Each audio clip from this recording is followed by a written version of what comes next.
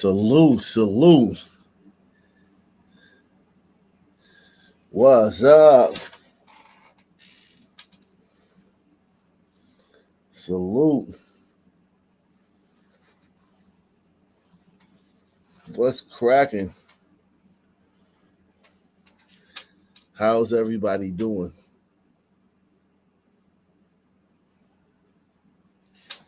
How is excuse me. Everybody doing? Details tonight, a 23-year-old woman in critical condition. This after she was caught in the crossfire in West Philadelphia. Officers found more than a dozen spent shell casings when they arrived on that scene overnight. Action News reporter Leland Pender live for us now at Penn Presbyterian Medical Center in University City with the story. Leland. Gray and Shari, that victim remains here in the hospital tonight in critical condition after being shot in the stomach. Police believe they are looking for two shooters, but so far no arrests have been made. Video shows the chaotic aftermath immediately following a shooting on Walton Avenue in West Philadelphia early Monday morning. Screams and at least one person seen running from the scene. It's not known whether they may be involved or were just running for safety. But one thing is clear, neighbors are tired. I don't even want to be on this block no more. That's how I'm feeling. It's just shocking. This woman did not want to be identified, but says the gunshots woke her out of her sleep. Police say a 23-year-old woman was shot in the stomach. They describe her as an innocent bystander caught in the crossfire. This woman says the victim is her friend. I heard out the window, so I looked out the window because I knew her voice. I just heard her screaming. The neighbor said she stayed inside to protect her children, but called 911 for her friend. 17 shell casings were left on the ground from two different caliber guns. Neighbors were left with questions. Yeah, I don't know what it was. I don't know what went on, what transpired, what triggered the shooting, nothing. This comes after a deadly drive-by double shooting on this exact block in late July. This woman called the violence traumatizing and overwhelming. Me living on this block for almost 2 years. Look at that block, man. That's a rough block, Jack.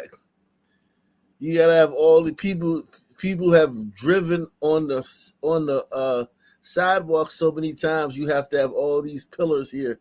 Look how many what are these things called? Look how many of them there are. They line the whole block. Because reckless drivers have driven into people's homes so many times. Wow. Look at that one. A couch on the fucking grass growing through the concrete. Trash everywhere. Couches on the street.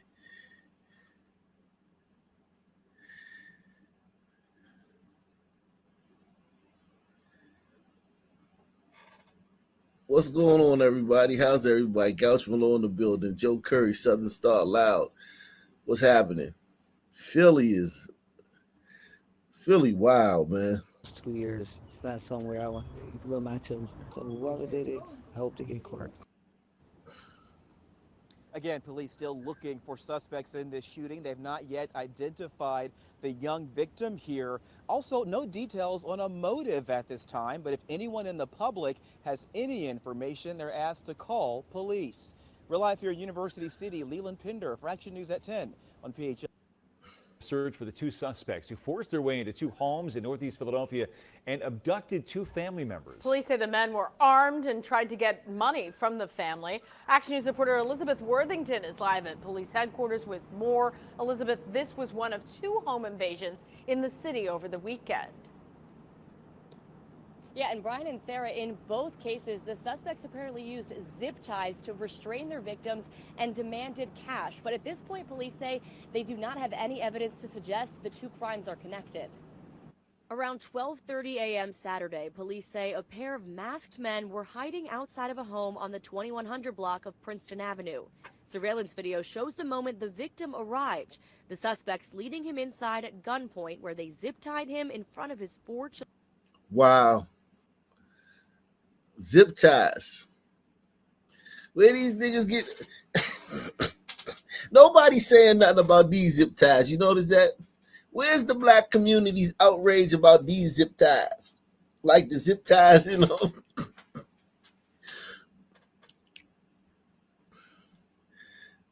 like the zip ties they used on the people in Chicago, allegedly, that nobody has any footage of.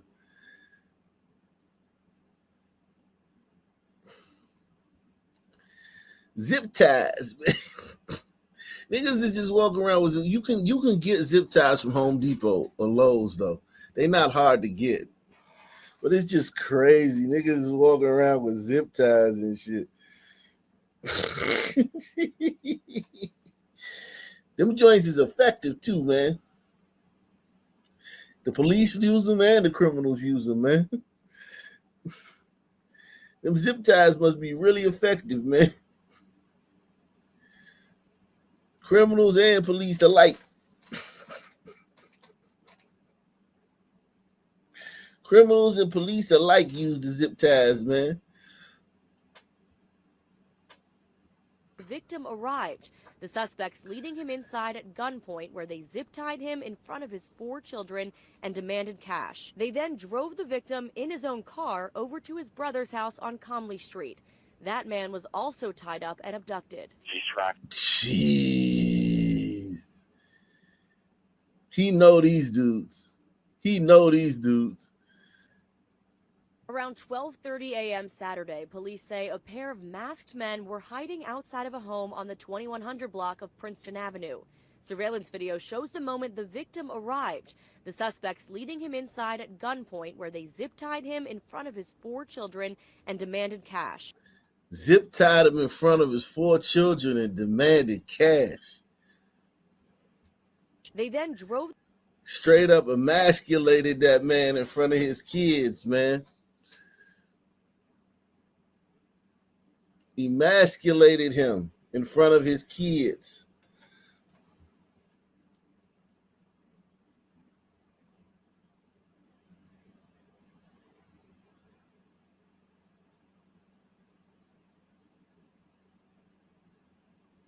Everybody hit that like button, man.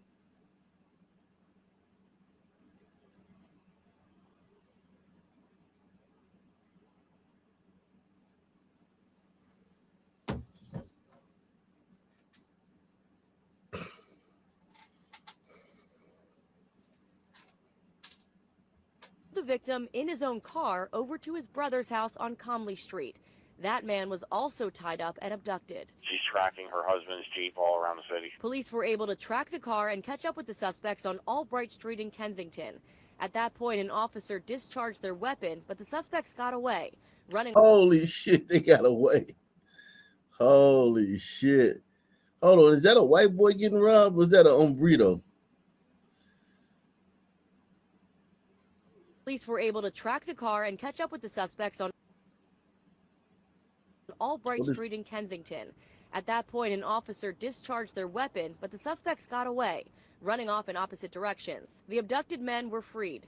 Investigators believe this was a targeted attack. They were targeting them for a reason. They believed there was some type of cash that they had available, and there really was none there. So the demand just went empty, and then they fled. Less than 24 hours later, just before midnight Sunday on Marwood Road in Olney, a man was sitting on his porch when a masked intruder pointed a gun at him and forced his way inside.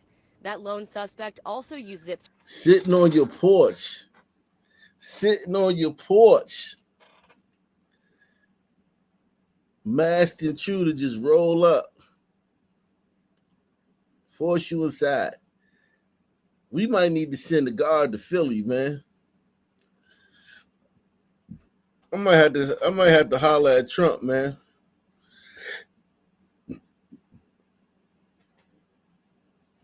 I might have to holler at Trump. Hey, Trump, man. You got any extra troops, man? You gotta do so. You gotta go to Philly, man. You need they don't know how to act in Philly, man. Jeez. They off the meat rack in Philly, man.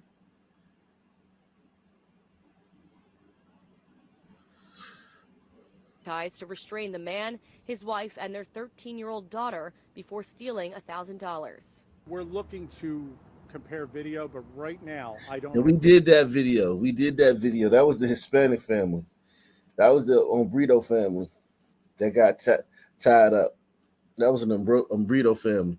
It looked like both victims was Umbritos because it says this guy, this brother, this guy right here is this is not a black man. This is not a black man being detained right here. Track the car and catch up with the suspect. It could be with Waze because this is actually, you know what? This is what's that shit called? Night vision. This is the negative. So yeah, we don't know what it looks like. This doesn't look like African hair though. Both cases, the victim said they did not recognize the suspects. Today, police released these images of the suspects in the Princeton Avenue incident. One man described as 5'8", wearing a black bomber jacket. The other described as 5'11", wearing a navy blue jacket. Police believe he jumped on a bike when fleeing. And detectives are continuing to canvass the area looking for more surveillance footage of those suspects. If you think you can help, police urge you to give them a call. At police headquarters. Damn.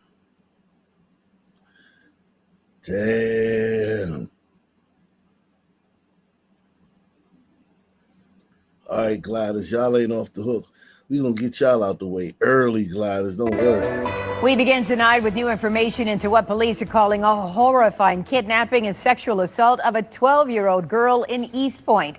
Welcome to 7 News Detroit at 6. I'm Carolyn Clifford. And I'm Mike Duffy. Now, the suspect, Andrew Williams, faced a judge today.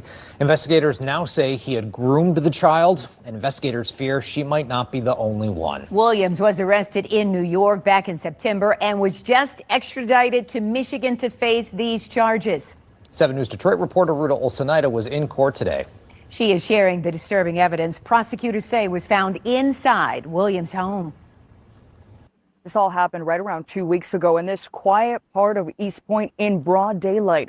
52-year-old Andrew Williams accused of doing the unthinkable, now possibly facing the rest of his life in prison.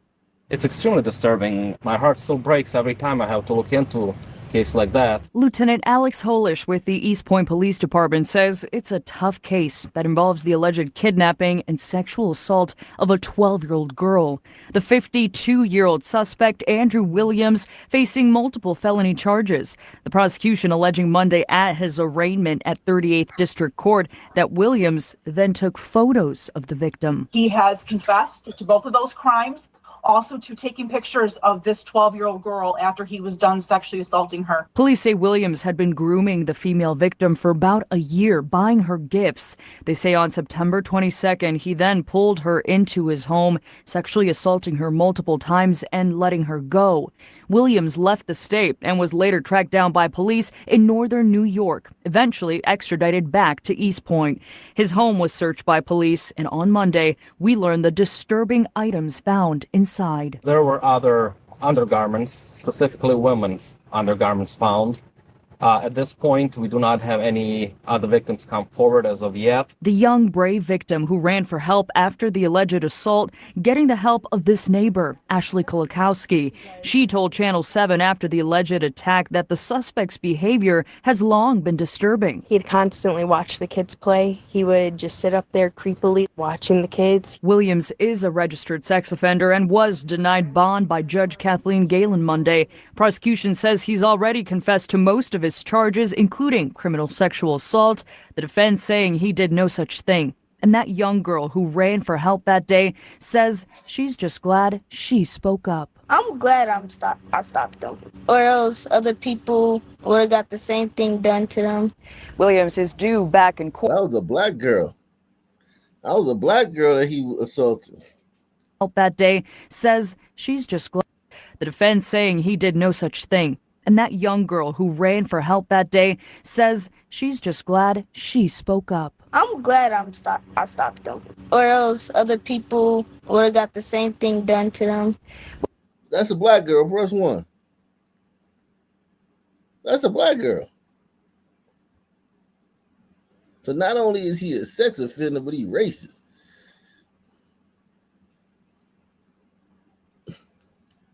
A racial sex offender. And that young girl who ran for help that day says she's just glad she spoke up. I'm glad I stopped them, or else other people would have got the same thing done to them. Williams is due back in court next week. What was In that East Point, I'm movie that Ruth came Snyder, out? 7 News. A Time to Kill. Remember A Time to Kill? It's A Time to Kill. The real life A Time to Kill, man.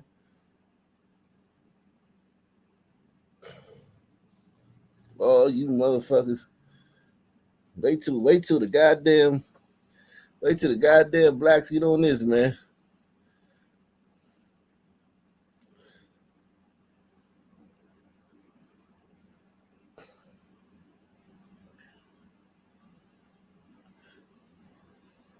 We begin with that deadly officer-involved shooting in Canarsie, Brooklyn. It happened this morning as police responded to a domestic call. Police say officers repeatedly told an armed suspect to drop his gun. When he failed to comply, police shot him in the chest. Eyewitness News reporter Kimberly Richardson is in Canarsie with the details. Kimberly? Well, Joe, police have not yet released the suspect's name, but people here tell me he lived not far away and that he was actually running home when police shot and killed him. The entire incident was captured by the officer's body cameras, footage that has not been released. That gun was out and in his hand, and this was a really close encounter. Police say this revolver that a 28-year-old man... Damn. What is it, 1975? That's a Saturday night special.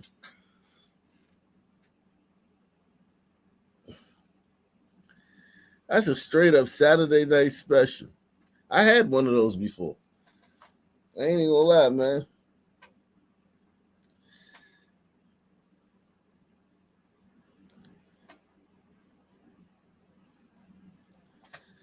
My uncle, he got jumped by some YNs. He got jumped by some little YNs in the neighborhood. You know, he was this is when he was kind of doing bad. He was on the street, you know, smoking, doing dope. But, you know, he had up and down life. He, you know, sometimes he'd do good, sometimes he'd doing bad, right? He got jumped by some YNs, right? He came to me. I was like, you know, and I'm selling weed and everything, and half the YNs in the neighborhood was my customers. I was like, all right, man. I gave him a gun. I said, here, you take this, man. You know, to protect yourself out there. But I need my gun back. Next time I seen that nigga, I was like, yo, where my gun? He was like, man, I threw it away, man. You don't need that gun, man. You don't need the gun. You ain't gonna do nothing but get in trouble. I was like, what? I said, you did what? I said, you did what? And he told me straight up like that. I said, man, look, man, just go ahead, man. Get out of here, man. I know you got my gun. You just don't want to give it back.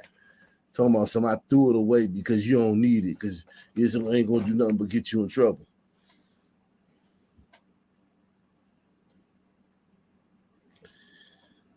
I gave a gun to a dope fiend. I gave a gun to a dope fiend. I literally gave a gun to a dope fiend and expected to get it back. That's how fucking dumb I was. Or let me just say how sympathetic I was to his plight at the time. But yes, I gave a gun to a dope fiend and expected to get it back. I sure did.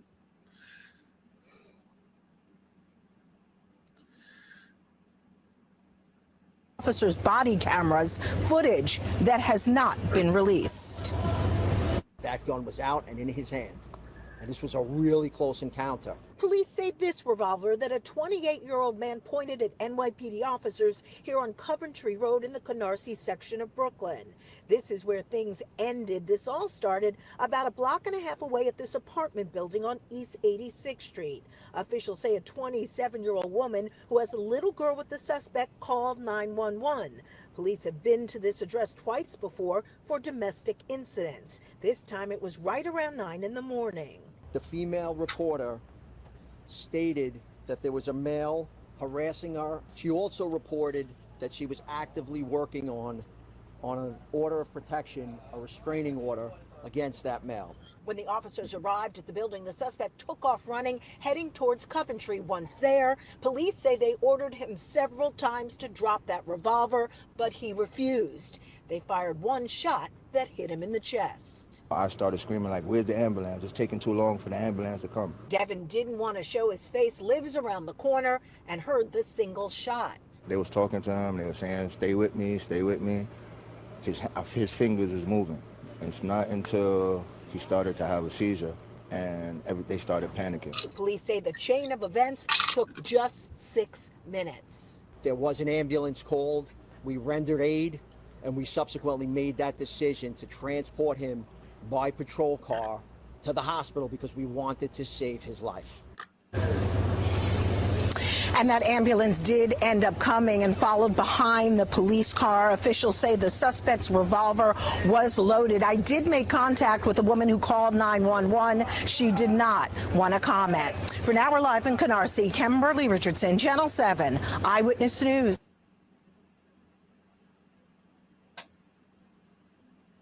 Wow. NYC.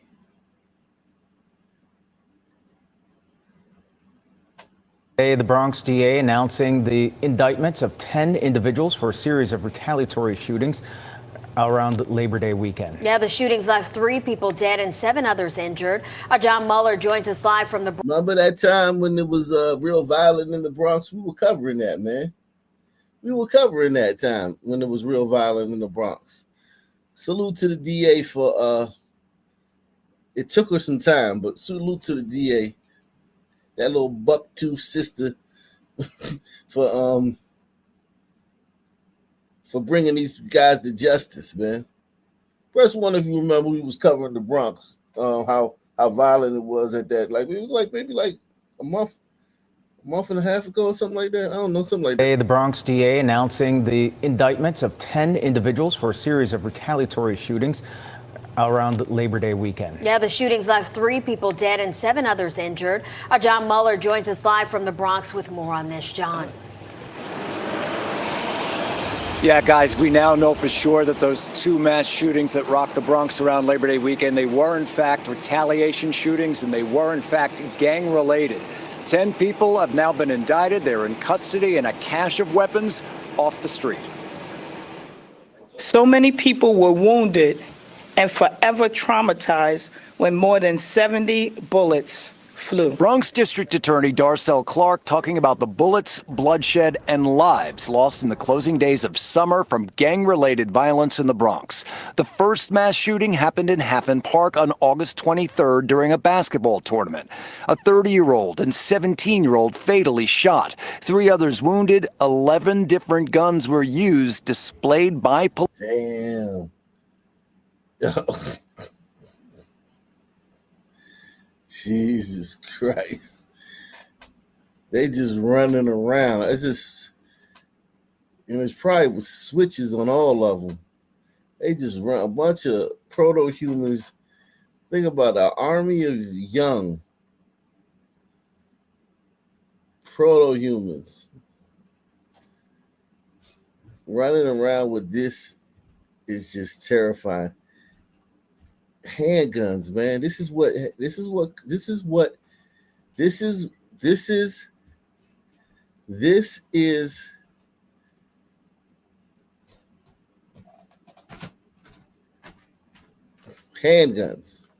It's handguns.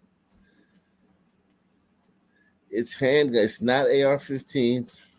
It's not bump stocks. It's not none of that stuff. Look at what they're armed with. Just look at the table. That tells you what they're armed with. In these eastern cities, like the South, they may have AR Dracos and stuff in the South because of the constitutional carry. But here on the East Coast, this is what they're armed with on the streets. This is what they are armed with. right here. This right here.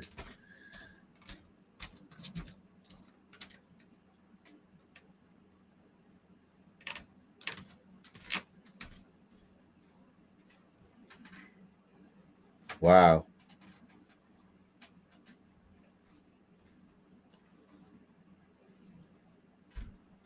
Today, the Bronx DA announcing the indictments of 10 individuals for a series of retaliatory shootings around Labor Day weekend. Yeah, the shootings left 3 people dead and 7 others injured. John Muller joins us live from the Bronx with more on this. John. Yeah, guys, we now know for sure that those 2 mass shootings that rocked the Bronx around Labor Day weekend, they were in fact retaliation shootings and they were in fact gang related. 10 people have now been indicted. They're in custody and a cache of weapons off the street. So many people were wounded and forever traumatized when more than 70 bullets flew. Bronx District Attorney Darcel Clark talking about the bullets, bloodshed, and lives lost in the closing days of summer from gang-related violence in the Bronx. The first mass shooting happened in Haffen Park on August 23rd during a basketball tournament. A 30-year-old and 17-year-old fatally shot. 3 others wounded. 11 different guns were used, displayed by police. 3 suspects under arrest. The second mass shooting just 8 days later was a retaliation, according to police. 13 shots fired on Allerton Avenue, a 24-year-old killed and 4 others wounded. Police pursuing the suspects who fled in a car before they crashed into another car nearby. 5 guns recovered from that shooting and 5 suspects under arrest. We are holding the perpetrators accountable to bring justice to their 11 victims, their families, friends, and neighbors. Investigators call the shootings loosely based on gang activity because they did not center on turf wars, but instead drill rap videos and disrespect. A lot has to do, believe it or not, with drill rap, and they basically disrespect each other based on where they live, what development they live on, or what block they live on, or in this case, what park they hang out in. The violence caused so much pain and hardship for the families of the lost and injured. Of the 10 people charged, police say 3 are minors. Charges range from murder, attempted murder, and weapons possession. All right, an interesting side note to this. As the bad guys in the second mass shooting were fleeing police in a car, they crashed into another car driven by an 18-year-old. Well, somehow one of their ammunition magazines tumbled out of the car and into the 18-year-old who just happened to be hit by these guys. Police were initially investigating this 18-year-old potentially for weapons violations, but they say those charges have gone away and that those ammunition clips belonged, in fact, to the suspects who are under arrest. 10 of them right now facing very serious charges tonight. In the concourse section of the Bronx, I'm John Muller. Back to you.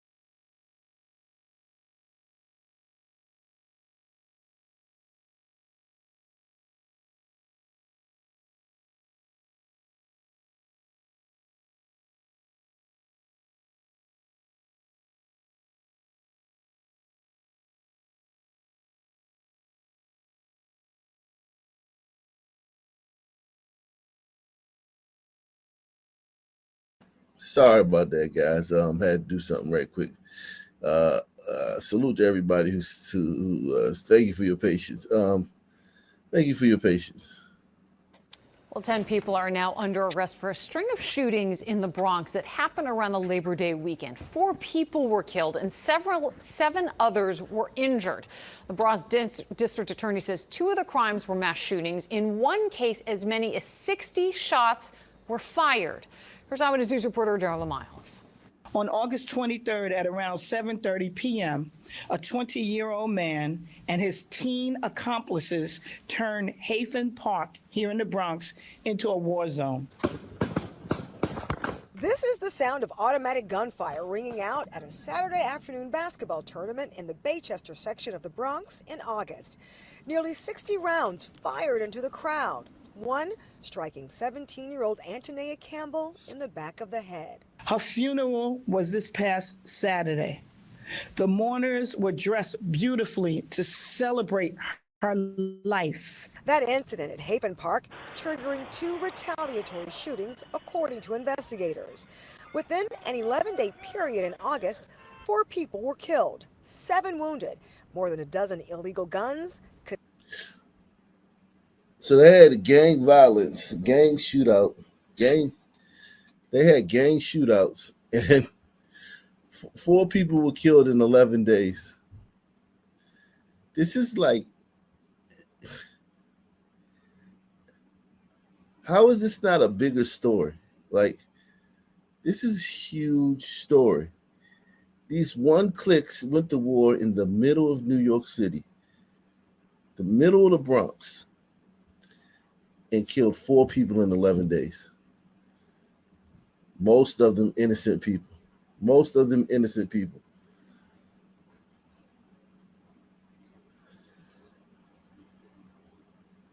Innocent people.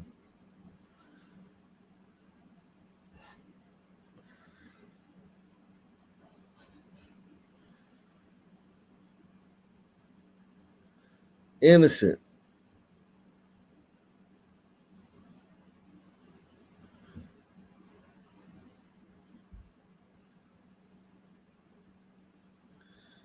Wow. It's absolutely amazing. According to investigators, within an 11-day period in August, 4 people were killed, 7 wounded, more than a dozen illegal guns connected to more than a dozen other Bronx shootings recovered during the investigation. 10 people now indicted in the 3 mass shooting incidents, 7 adults and 3 juveniles announced. Look at the names. Monday afternoon at the Bronx DA's office. Look at the names. Robert Royal, Deshaun Edwards, Haran Martin, Shamir Murray, Kai Olai, Jose Gomez, Davion Reyes.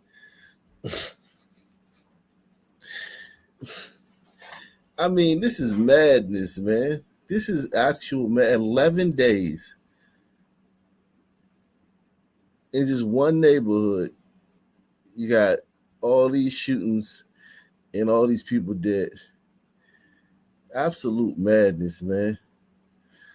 Absolute madness. So shout out to Lomingo, man. Everybody hit the like button, man. Smash the like button. Take the challenge. Support the channel. Support the channel via PayPal, Cash App, or Super Chat.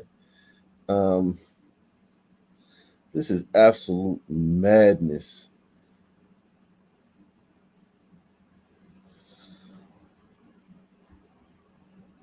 It's Monday afternoon at the Bronx DA's office. You can see the extreme violence that was being perpetrated throughout the streets in the Bronx. And a week after the Haven Park mass shooting, 13 rounds ringing out during a drive-by shooting on Allerton Avenue, killing 24-year-old Jamari Henley. As for the 3rd mass shooting incident? On September 2nd, near Allerton Avenue and Bronx Park East, that man allegedly shot 21-year-old Jonte Davis in the head and then left his body on 3rd Avenue behind St. Barnabas Hospital. Davis later died. The victim is the brother of one of the Allerton Avenue shooting victims. And as for what led to these 3 mass shooting incidents, investigators say it all started with someone feeling disrespected on social media.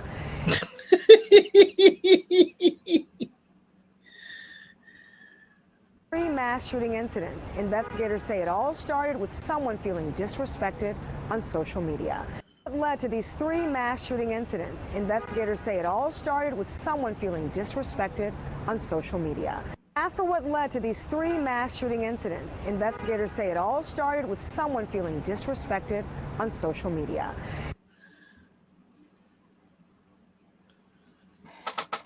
You got all those people shot, all those people dead, innocent people. The terror that that type of warfare in the middle of your neighborhood brings. Like, so it's not just the people. Even if you don't get hit, you're fucking terrified when you leave the house. You're terrified when you see a group of YNs. You're terrified, you know what I'm saying, you hear a loud sound. You're terrified if you see a car screeching, pulling up, or bending the corner too fast. You're terrified just being on the street when that much murder and shooting is being concentrated in 11 days. And it all started over someone feeling disrespected on social media. You can't make this up, man. 18-year-old Antonia Campbell in the back of the head. Her funeral was this past Saturday. The mourners were. Incident at Haven Park triggering 2 retaliatory shootings, according to investigators. Within an 11-day period in August, 4 people were killed, 7 wounded, more than a dozen illegal. Because someone felt disrespected on social media.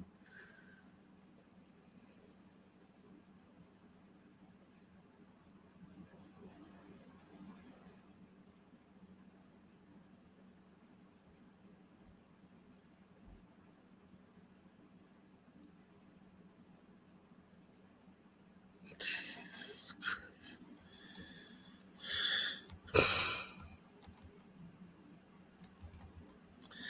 Listen, man. Jesus Christ. Jesus Christ.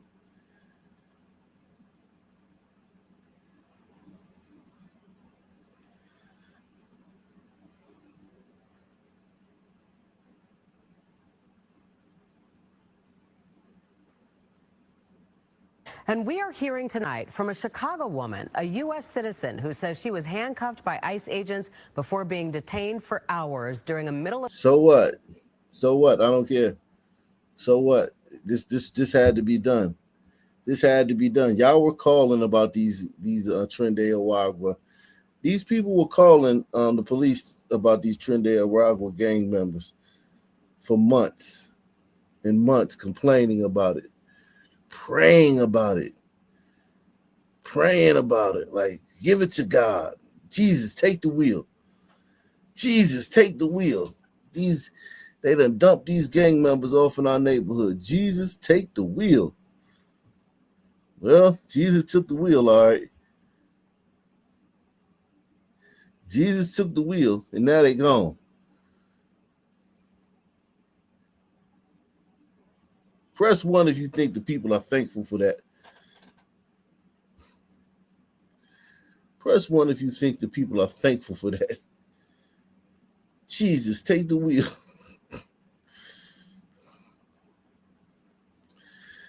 Jeez. And we are hearing tonight from a Chicago woman, a U.S. citizen, who says she was handcuffed by ICE agents before being detained for hours during a middle-of-the-night raid in South Shore earlier this week. As Scott Schneider reports, congressional leaders are hoping her story further unites the city as immigration action throughout Chicago has taken a violent turn in recent days. But this is how you trash a building. Residents were terrorized. Children have been crying. Children were thrown on the ground. Zip ties. It's called a raid, man. You from Chicago, man. You know what a raid look like. Now all these people in Chicago act like they don't know what a raid is like. What goes on in a raid? All these people from Chicago acting like they don't know what goes on in a raid.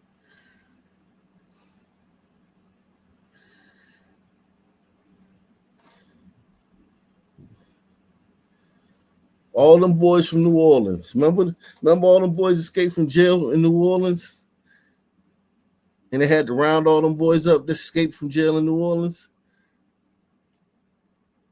Every time they had a hit on, it might be a tip saying, oh, they might be here, or they may be here. They may be at Auntie house, or they may be at Granny house. Every time they got one of those tips, they went and knocked on Granny's door or knocked down Granny's door and laid everybody down and searched the house. And nobody had nothing to say about that. That goes on all the time when they're looking for fugitives. All the time when they're looking for fugitives. That goes on all the time when they're looking for fugitives. The fact that they're acting like this is something different than what goes on all the time in the projects and in the hoods where fugitives hang out and fugitives are being harbored. The fact that they're acting like this is something different than that is absolutely insane. It's the exact same thing.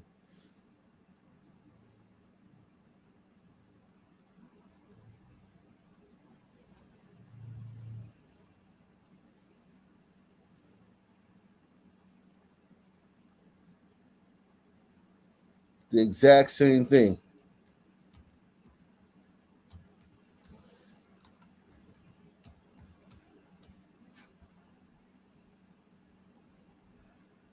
It's the exact same thing. Okay?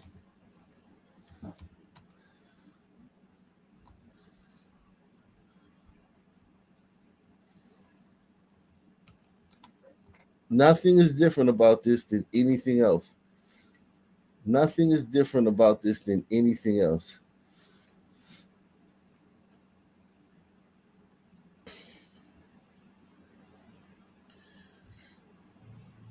Absolutely nothing is different about this than anything else.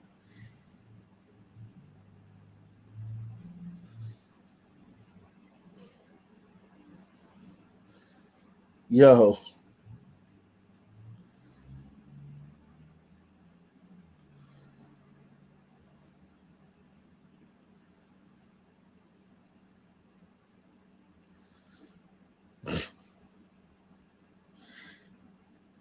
They acting like something else happened that they never seen before.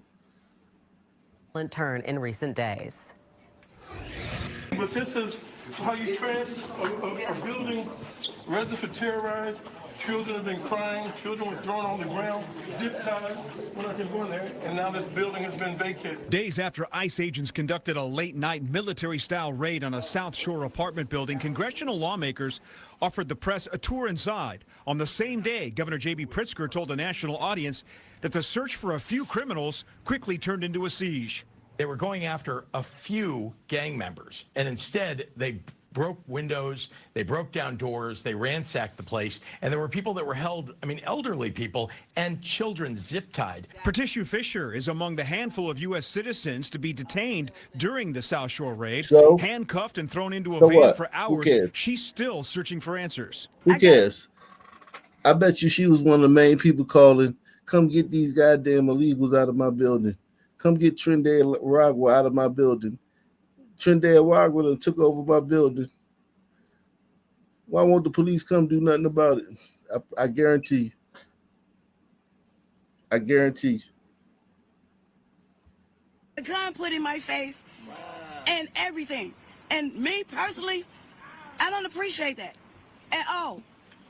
It was several of us that got detained for some hours. I'm not the only one. And we asked them what was going on, and they didn't answer us. Lawmakers are vowing to unite the city against any and all immigration enforcement as the temperature throughout Chicagoland continues to rise. Yesterday, it was Brighton Park, where masked ICE agents in military gear with military weapons shot a woman's car up on Kedzie and 40. Yeah, but that woman like rammed the ICE. I don't think this is. I think these people are just. I think everybody knows what's really going on. I don't think these people are successfully changing the narrative. I don't think these people are successfully changing the narrative. 40th Street. Last week, they choked a black man on the west side and stormed our community in a military-style raid. Why does it matter what race the man was? Why does it matter what race the man was? Why does it matter what race the man was that got choked? And they just walked up to him and choked him? Or what happened? They just walked up to him and said, hey, black guy, come get this choking?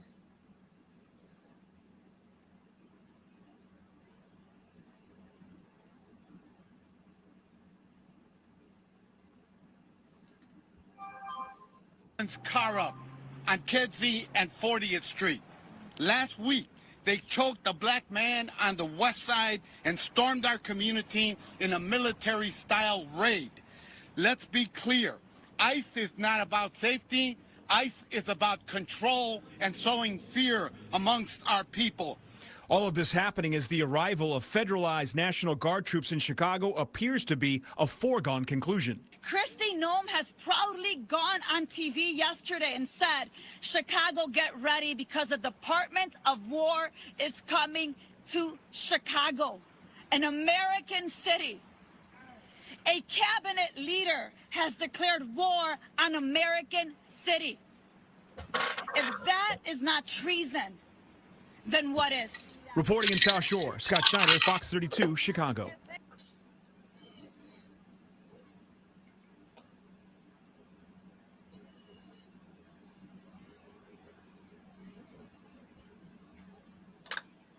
It was a violent weekend in parts of Jacksonville. There were 4 separate shootings in a span of just 13 hours. 2 people died. News for Texas reporter Caleb Yager has been following the story. And Caleb, you spoke with both police and people who lived in the surrounding areas. Yeah, going from one place to another. JSO says all these situations, they're isolated, don't pose any threat to the public, and they're separate. But neighbors are weighing in. 4 separate shootings across Jacksonville, all in about 13 hours. First, just after 3 p.m. Saturday, police say someone shot and killed a man inside a business on Lane Avenue South. This was an isolated incident. We do have an individual in custody at this time who is cooperating with police.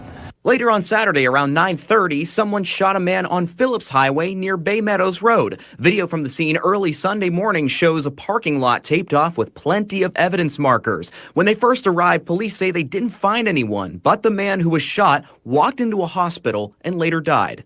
I spoke with Carrie Ray, who comes to a gym in this area frequently. I typically come 5 days a week, usually not as early, but it is still alarming that something could happen so bad. Fast forward to 3 a.m. Sunday, a person shot near Nord Drive West, south of 103rd Street. I was told that this area was completely blocked off. Before police could get there, JSO says the victim went to the hospital on their own after being shot in the leg during an argument. A suspect was taken into custody at the scene. I spoke with a nearby resident who didn't want to be identified. He told me he's lived in the area for nearly 5 years and was checking up on his neighbors like he usually does when he found out what happened from them. It's a beautiful neighborhood, not Good too with much. neighbors? Absolutely, yes. Neighbors are great. I've seen some things come and go, great things and some cons as well. And around 4 a.m. Sunday, another shooting on Myra Street, where a man was shot in the chest, about a block east of Stockton Street. The victim and suspect were engaged in a physical altercation,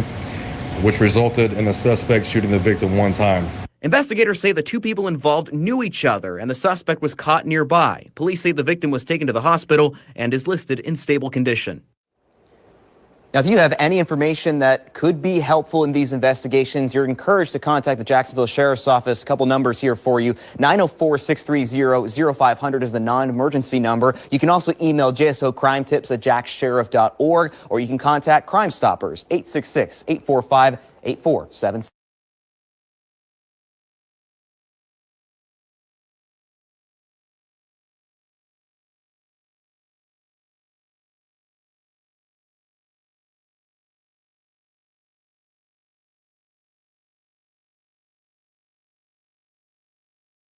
Three of the men accused in a shooting that broke out during a Mechanicsville neighborhood celebration appeared in a Fulton County courtroom. Our Deidre Dukes covering this story for us today. Deidre, what happened in court today?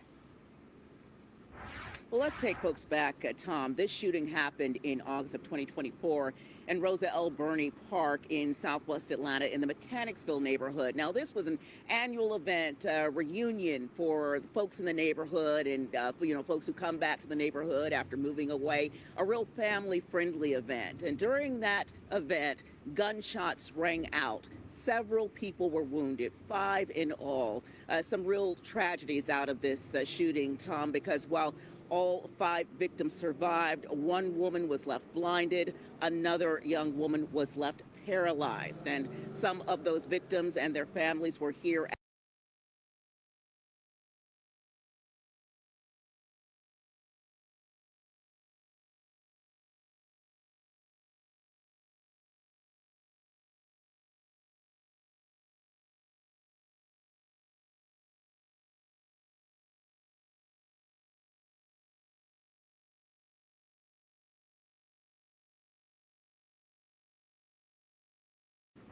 Well, let's take folks back, Tom. This shooting happened in August of 2024 in Rosa L. Birney Park in Southwest Atlanta in the Mechanicsville neighborhood. Now, this was an annual event, reunion for folks in the neighborhood and, folks who come back to the neighborhood after moving away, a real family-friendly event. And during that event, gunshots rang. Listen to the sorrow that was inflicted on these people's lives. Listen to the sorrow, the pain. Listen to this. What happened? This is a celebration of the neighborhood. Neighborhood Day. Out. Several people were wounded, 5 in all.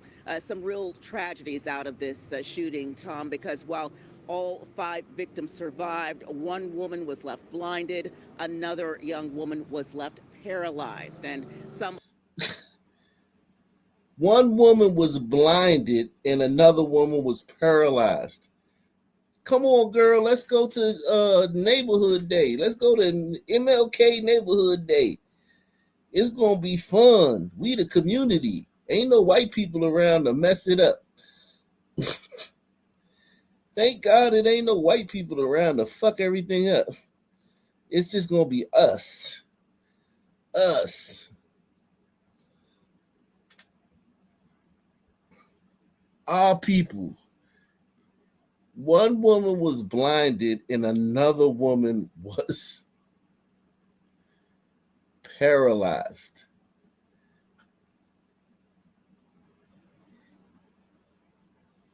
Unbelievable. This shooting, Tom, because while all 5 victims survived, one woman was left blinded, another young woman was left paralyzed, and some of those victims and their families were here at the courthouse today when the 4 suspects were arraigned here at the Fulton County Courthouse. We had an opportunity to talk to victims and their families, also had an opportunity to talk to one of the defendants in the case. All of the defendants facing very serious charges. One of the defendants we talked to insisting that he is innocent, saying he's never been accused or convicted before this of a crime, saying that the worst he's had is parking tickets, those type of offenses, and saying that he is just an innocent victim who was caught up in all of this and is now carrying the blame. But first, we want to talk more about those victims, including the woman who was left blinded by this assault. She was one of those in court today. She took time to talk to us after she left the courthouse and was there with her mother. And she said that this really has changed the trajectory of her life. She said that she had to learn how to walk and talk again. Her life has changed in so many ways. She was studying to be a phlebotomist. She says that she has had to learn just to live her life in an entirely, totally different way. We heard from her and her mother, and here's what they had to say. And how do you feel? Angry. That woman is blind. She went to support the community and be with her people and not have to be around no evil, racist white people. And just be around her people and enjoy neighborhood day with popcorn and music and hot dogs and music and dancing and just a fun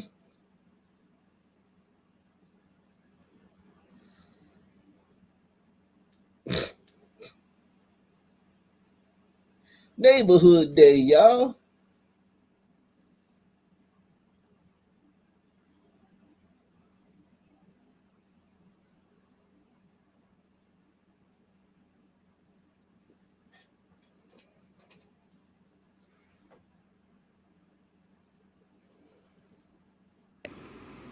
And how do you feel? Angry. Hurt. Like, traumatized, all the above, mentally. I don't mean like being outside. Poor baby. I'm her mother, and these have really mentally messed us up. These have really took a hold on not only me and my daughter, but my family. As of the young lady who was paralyzed, I speak with her mother on occasions, and I know these have messed up. We just try to pray together and try to ask God to give us strength to get through this.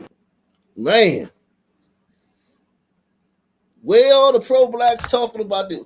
Yo, this is a huge story, man. This is a huge story. Protect black women, man. Protect black women. Right? Right? Protect black women. You got an event, a community event.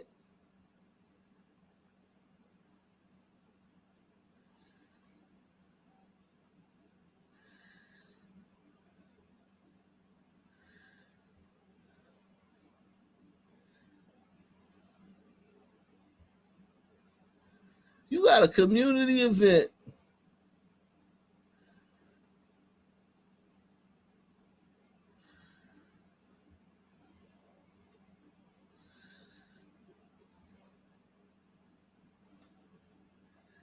She blind. The other girl paralyzed.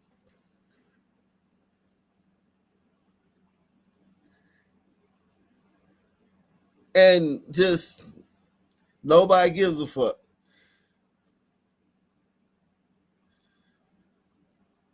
Think about this poor woman, man. That shit is her reality every day. She can't escape this. And the woman who's paralyzed too. That's their reality, man. Ain't no, you know, it is what it is. It is what it is.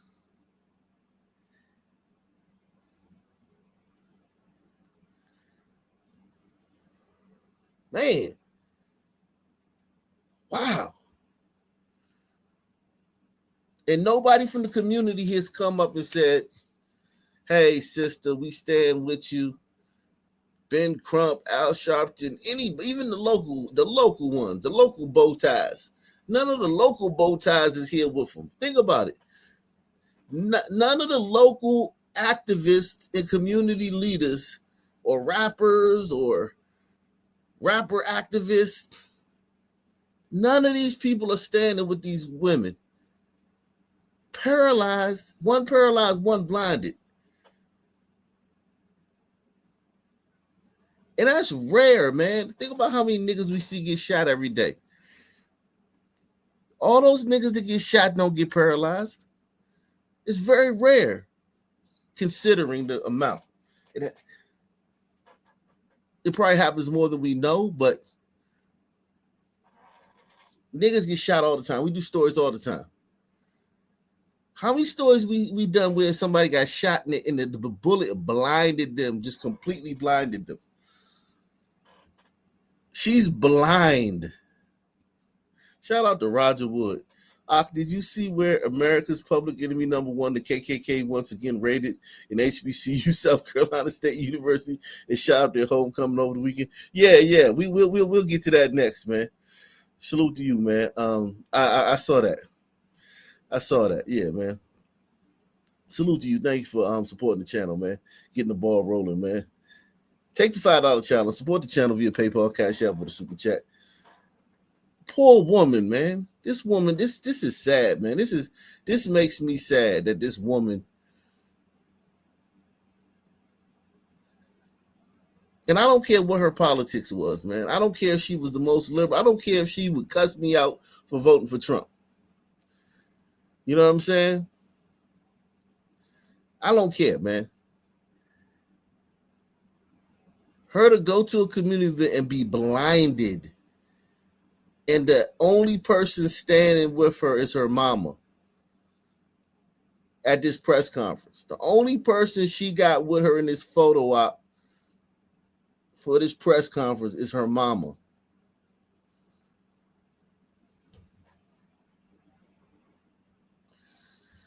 But we're never going to be okay. Never going to be okay. This have really damaged us as a whole. And we want justice. She's a mother, too. They never said, was she a mother? Think about if she's a mother, right? Think about how much this changes her, not only her life, but her children's life, if she's a mother. They didn't say she was a mother, so I'm probably assuming she's not a mother.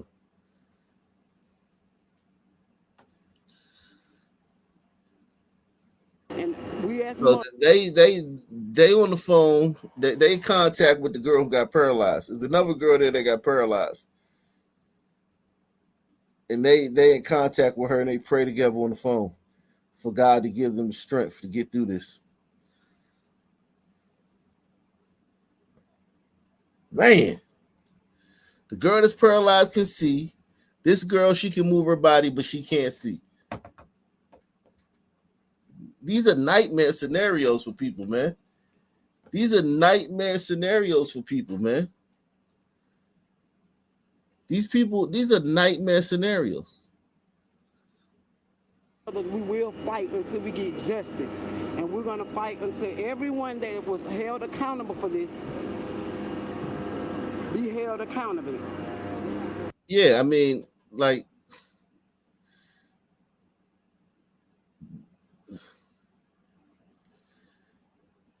shooting in the crowd. I already told you about shooting in the crowds, what I feel about shooting in the crowds, people who do that. I was on life support. I had to learn how to talk and walk again. Think about this. She had to learn how to talk and walk again. Hopefully, man, I'm praying for this sister, man. Hopefully that she can get vision back, man. Hopefully she can get her vision back, man. Even though you don't know, like, I don't know what the particulars are, but she learned how to walk and talk again, which is a miracle, man. She couldn't walk or talk or see. But she learned how to walk again. She learned how to talk again. Think about how strong this lady is. She's blind. And she learned how to walk and talk again while being blind.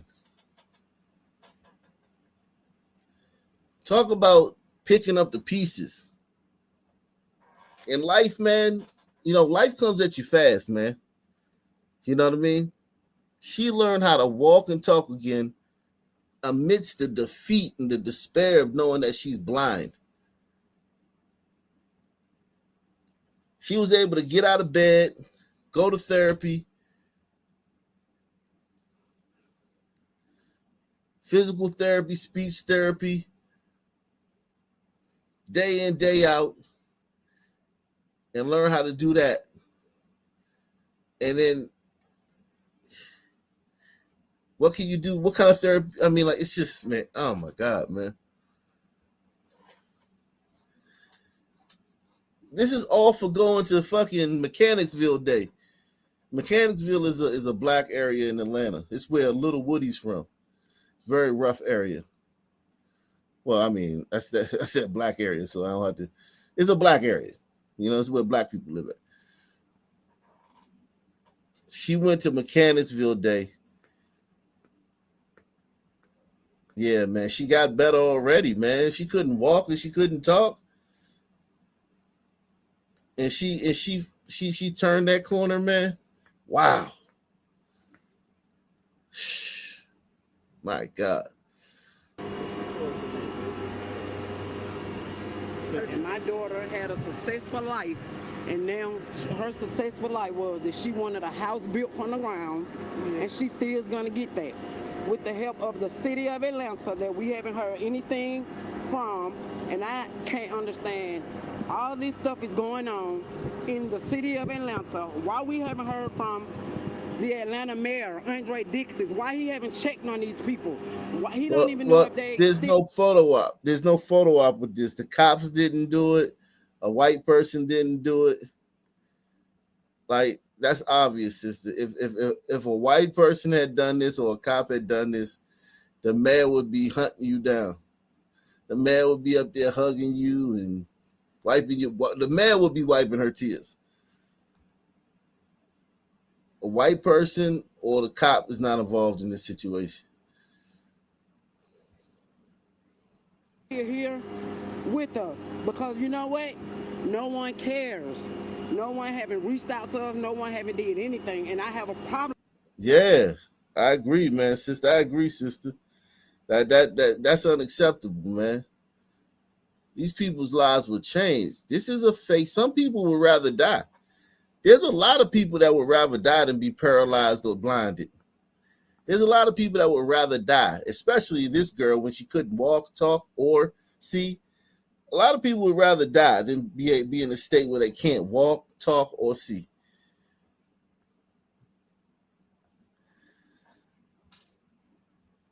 You know what I mean?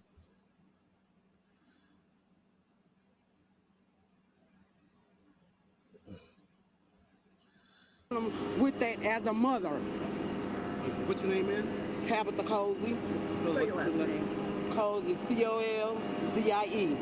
I have a real problem with that no one have checked on us, no one have came to talk with us, and we even asked with our attorney, can we get in a meeting with Andre Dixon, and he had to see his attorney. How is that to us who voted you in that you don't want to even speak with your civilians? That this because the cop didn't do it and the white man didn't do it. mass shooting happened at your park and we can't even speak with you. That's ridiculous as a mayor of the city of Atlanta. So we have here Ms. Keamisha Jordan. She is the mother of Ms. Emery Johnson, the young lady who now has to use a wheelchair. Same name is spelled it? I spelled some of it. It's Mia Jordan, M-I-A, last name Jordan like Michael. I don't really know what to say. I'm speaking on behalf of my daughter. She's not here today because my daughter wants a very, very vibrant, beautiful, beautiful girl. Now will no longer come out the house, let alone if you could just get her out the bed or out the bathroom. She defeated, man. She can't, she paralyzed. She's defeated. She's defeated. Her people talk about be strong. Yeah, it's easy to be strong when you're going through something like normal or you're going through something, you know what I mean? You need to be strong, man. I got all these tickets on my car, man. They about to tow my car, man. I got to park my car around the corner. I got to park my car down at the grocery store parking lot. The repo man looking for my car. I got to be strong, man. Gotta be strong, man, till I get this money to pay all these tickets. Yeah, it's easy to be strong with that.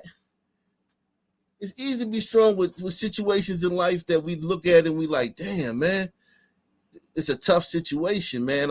You know what I'm saying? I'm late on these bills, man. You know what I'm saying? I'm going through it with this woman. I'm going through it, or if you're a woman, you're going through it with this man. Or if, you know what I'm saying, you're living life and you're going through something that you feel like is you're in love and the person treating you wrong. The person you love is in love with somebody else. You know what I mean? Things that hurt, you know what I'm saying? And or you're going through, you know what I'm saying, family drama. You know, you're not getting along with your parents. You're not getting along with your siblings. You ain't talking, you ain't speaking to you know, things like that are tough. That girl is paralyzed. She go to sleep at night. She wake up and she's still paralyzed. She could have a dream that she's walking and she gonna wake up and she's still gonna be paralyzed.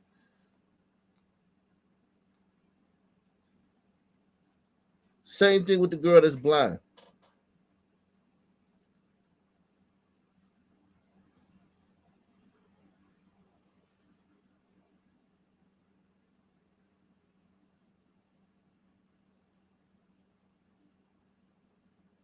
Weird, but she spent most of her time in her chair, just locked in the restroom most days. My daughter was an absolute go-getter before this.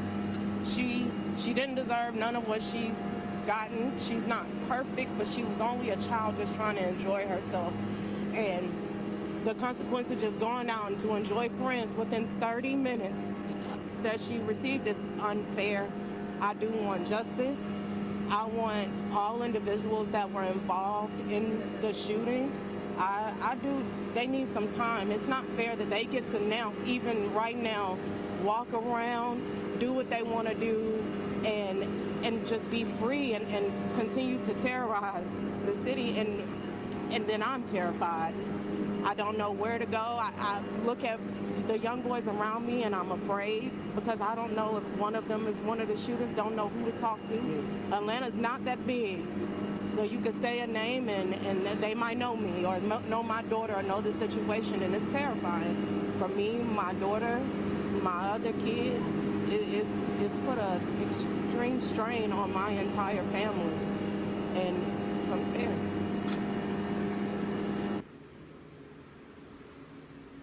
And you have it there, just a heartbreaking account from one of the victims and two mothers of victims as to how that shooting 1 year ago has impacted their lives. Now, we did also hear from one of the defendants in the case who was in the courtroom today. His name is Timothy Branford. He is 28 years old.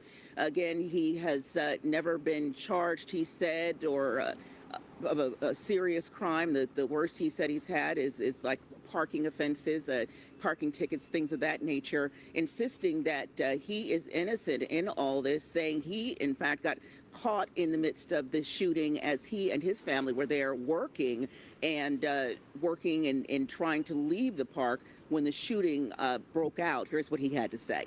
Like being in court there? I mean, this is my first time going through this, so I don't really,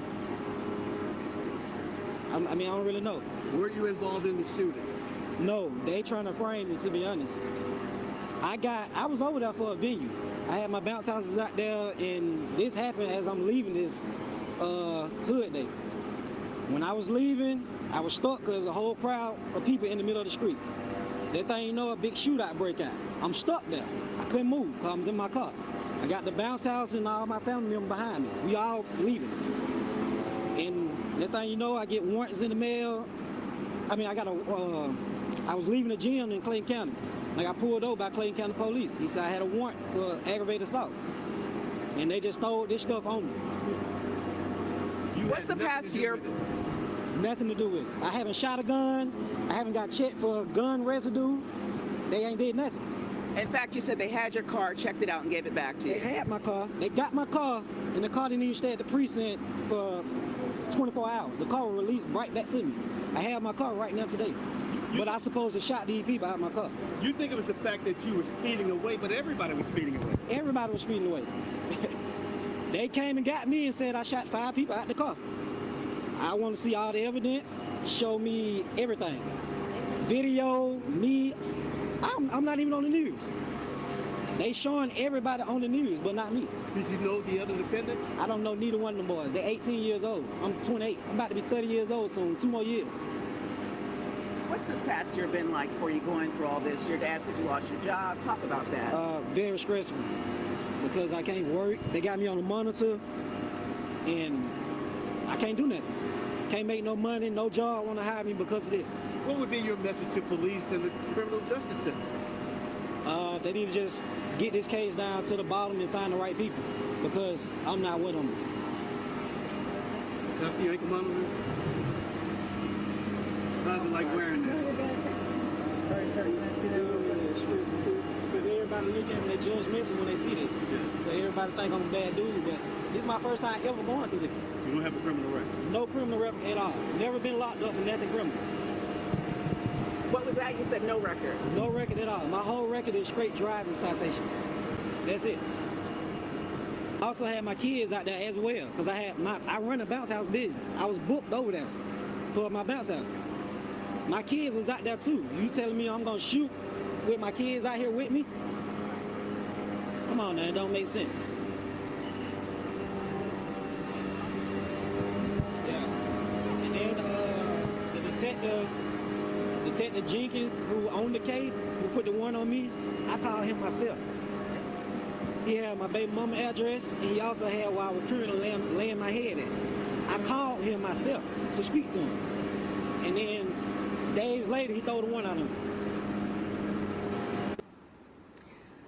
And Tom, so you heard it there. One of the defendants in the case, Timothy Branford, 28 years old, stepping out of the courthouse, talking to reporters here this morning, insisting that he is innocent, saying that he is eager to clear his name in this case. Also hearing from the victims this morning and their families as to how their lives have been forever changed by the shooting that happened there at the park 1 year ago.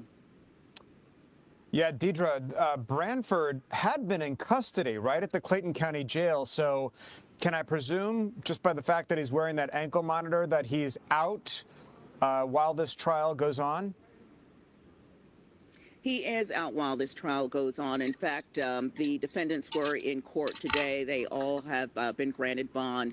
So as of right now, which is also concerning to the victims' families, the victims, they say knowing that these individuals have been granted bond and are free on the streets, saying that they would feel a lot better if they were still behind bars, eager for the legal process to play out here in the courts, and hopefully these family members say they'll get the justice they seek. Well, and your heart just goes out to Kamika Battle, Tabitha Colsey, her mom, Mia Jordan, another mom involved in this. The fact that Kamika was left blind and completely disabled, if you will, from living any sort of normal life, and then certainly that Mia Jordan, you know, her family is devastated in all this. I heard during your interview that they want to hear from Andre Dickens, the mayor. They haven't heard from the city of Atlanta at all, in their words. Am I hearing that they might be teeing up some kind of lawsuit against the city? I did ask if there would be a lawsuit, or if, rather, Tom, if there was a lawsuit pending at this time. I was told that there is not. However, we know that when it comes to this sort of a situation, that that could change. What that would look like, we can't say at this point, but they did have an attorney there with them today during the Fox 5 News. This. Hold on, did you say South Carolina State? Damn. Hold on, let me see this one right quick. It's just unbearable. She was only 20 years old. She had so much life in her. She has so much to accomplish. Tonight, heartbreak for a local family. A hit-and-run driver killed a young woman just steps from her front door. Anaya Brown was crossing South Capitol Street early Saturday morning when the driver of an SUV hit her and kept going. Tonight, News 4's Jackie Benson spoke with her brother, who says his family is devastated that the young woman they love was left to die in the street. Imagine if that was your daughter, that was your sister, if that was your mother, your aunt. You know, put yourself in my shoes. How much I'm hurting right now. I can't even begin to describe what I feel. Yo, niggas bring sorrow. Listen, I believe every story in Negroes in Negro land. I believe every story in Negroes in Negro land. Every account by those white travelers. Niggas bring sorrow and misery. Niggas bring sorrow and misery. TJ, the conservative hustler, he said that's how his mom died.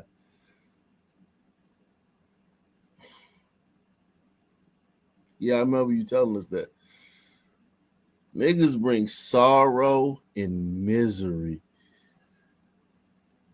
And if you come and try to fix it, they're going to give you a hard time. If you come and try to fix it or help them, they're going to give you a hard fucking time. They're going to team up with the devil. Whatever side is evil, whatever side is in the wrong, whatever side is the side that is holding progress back, niggas are going to team up with that side against good. Niggas will never, as a collective, be on the good side. As a collective. Niggas or as a collective will never be on the good side. They're always on the side of evil. And listen, if somebody find out who killed this girl and they turn them in, niggas gonna call them a snitch. And listen, let's be honest. She probably didn't like snitches. Because I know this neighborhood, this South Capitol. It depends on what South Capitol it is, either Southeast or Southwest, but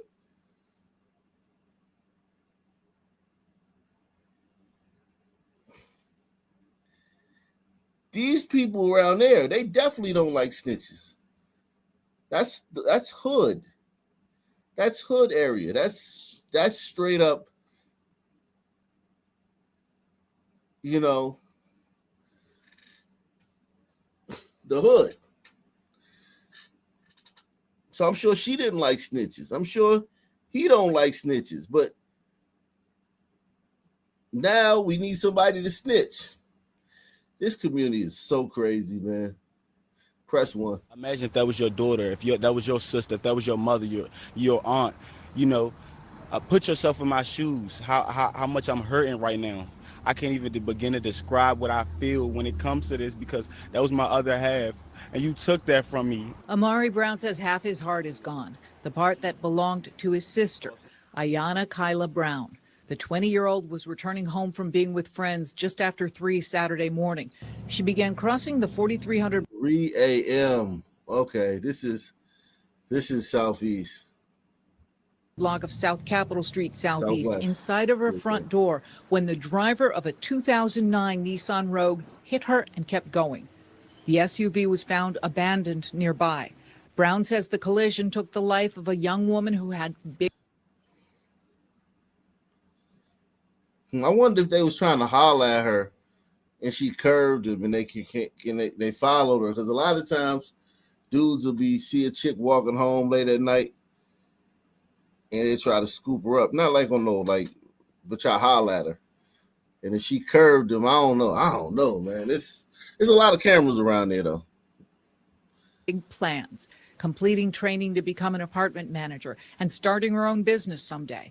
A loyal protector of her family and friends. In times when I didn't have words to speak for myself, times that I didn't have the strength to, stand up for myself. My sister, you would think because I'm her brother, I'm her protector. She protected me. A memorial to Ayanna is now at the spot where she was killed. Family members say despite the presence of a speed camera, drivers regularly exceed the posted 30 miles per hour speed limit and run the red light. Friends are trying to draw attention to this as they grieve the loss of a young woman loved by many. It's devastating. I can't speak because it's just crazy, you know? She didn't deserve it, and it's just unbearable. The D.C. Police Department's major crash unit is investigating. They want to hear from anyone who knows who was behind the wheel of that car. In Southeast Washington, Jackie Benson, News 4.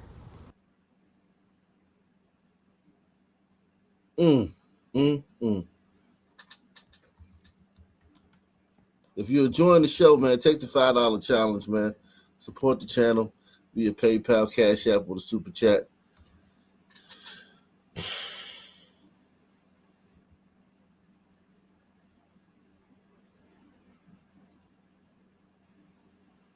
After the game starts right now with breaking news. South Carolina State University in Orangeburg, South Carolina is on lockdown right now. Just moments ago, campus officials confirmed a shooting on campus at a residence hall. It's unclear if the shooting happened inside or outside the dorm. You're looking at the website for the HBCU right now. Officials say shots were fired at Eugene Suites sometime around 9 p.m. tonight.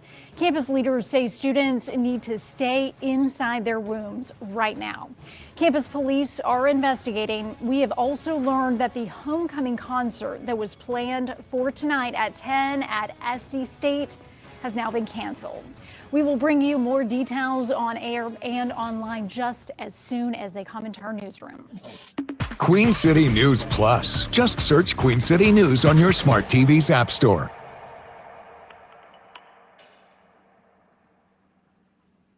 You want to feel safe where you're sleeping. So they did answer it. They said that they were going to work day and night, to make sure we're all safe, make sure we get back to that safe place that we were in before homecoming. And I do believe them. Nevaeh Morrison is a sophomore at South Carolina State and says she feels safer on campus after the university hosted a town hall forum Monday for students to voice their concerns. Like her, Morrison says several other students were worried after a deadly shooting during homecoming on Saturday night. It is going to take a mental toll on everyone. You don't see this every day. So they have counseling available. They have the online if you don't want to leave outside your dorm because you don't feel safe yet. We will continue taking every step necessary to protect our students, employees, and visitors to South Carolina State University. SC State's President Alexander Conyers addressing those safety concerns at a news conference late Monday afternoon. Conyers says more than 200 law enforcement officers from agencies across the state were on campus over the weekend to help provide Martin Luther King Jr. Auditorium. Security for homecoming weekend. He says they prepared safety measures for 2 months for the homecoming festivities. Despite these coordinated efforts, people intent on disregarding all laws and human life chose to open fire on our campus. On top of those precautions, Conyers says over the years, the university has increased security with hundreds of surveillance cameras, more law enforcement, and lights. Lawmakers say every school should be taking these steps. This could have happened anywhere. I mean, we're seeing this all over the country. Violence and gun violence is on the rise. Now, another issue that I want to allude to also is that South Carolina State actually is owed about $500 million. And if the state were to fund them that $500 million that they are owed, then they can also add to the security measures. They can do campus upgrades. They can. Nah, some nigga administrator would steal it. It'll be a big scandal. Bunch of niggas will get indicted and brought up on money laundering and stealing and shit, and none of the money would ever get used. Don't get them that money, South Carolina. Don't get these niggas no fucking money. add additional cameras and things like that and hire additional personnel. But I think the leaders of South Carolina need to do a better job at looking at our institutions and make sure they are fully funded so that they can keep all the students and the visitors and guests safe. Conyer says the school has taken every step to prevent danger on campus, and mental health and safety are top priorities in the wake of the shooting. In Orangeburg, Bralise Pimentel, Watch Fox News, Local First.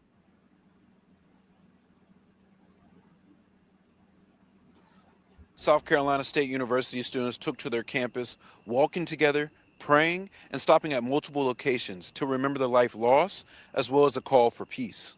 I know that people are doing the best they can, and just to take the necessary precautions to make sure we don't have any incidents that happen like this in the future. The vigil held Monday evening was a response to the violence that shook the campus over the weekend. But rather than letting tragedy define them, students gathered to show unity, hope, and a collective desire for change. Hayward Jean, a pastor in the Orangeburg area, prayed with the students and told them to share love throughout the community. The best time for light to shine is when it's dark. It's probably one of its darkest moments right now in our world and our community. It is your time to be the light and share that love. I also got a chance to speak with Dr. Haynes Davis. She advocates for the youth and spoke to state and national leaders about the change that needs to happen to stop shootings like this one that happened here at SC State University from taking place again. Men, we need policy change at national, state level to meet boots on the ground, grassroots organizations to really make a difference in the lives of our youth. The students I spoke with say they hope that the visual inspires more conversation and more action to keep young people safe. Reporting in Orangeburg, Jamin Wade, News 19 WLTX. Here's what's making headlines this Tuesday morning. For the second day in a row, classes at SC State are canceled. The decision follows a meeting yesterday with students and staff where they voiced concerns about safety and wanting more time to meet with school counselors. 2 weekend shootings rocked campus, leaving 19-year-old Jalea Butler dead and 2 others injured. We're working to get an update on the conditions of those injured. The violence happened during homecoming weekend. State police charged an 18-year-old man. No word on if authorities plan to charge more people. This evening, law enforcement agencies across the low country. So an 18-year-old man was charged. Who did the other shooting? Maybe Colin Kaepernick will give a reward to find out who did the other shooting on this HBCU.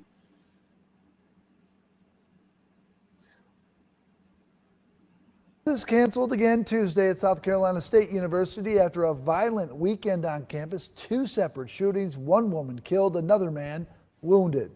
The shootings happened Saturday night, just hours after homecoming celebrations. 19-year-old Jalea Butler of Saluda, who was visiting campus, was killed in the first shooting. The second left 1 person. We know Trey Reed. We know Trey Reed's name. We know Trey Reed's name because he hung himself, and they trying to blame it on white people that he hung himself. We don't know Jalea, whatever her name is. I forgot her name already. Jalea.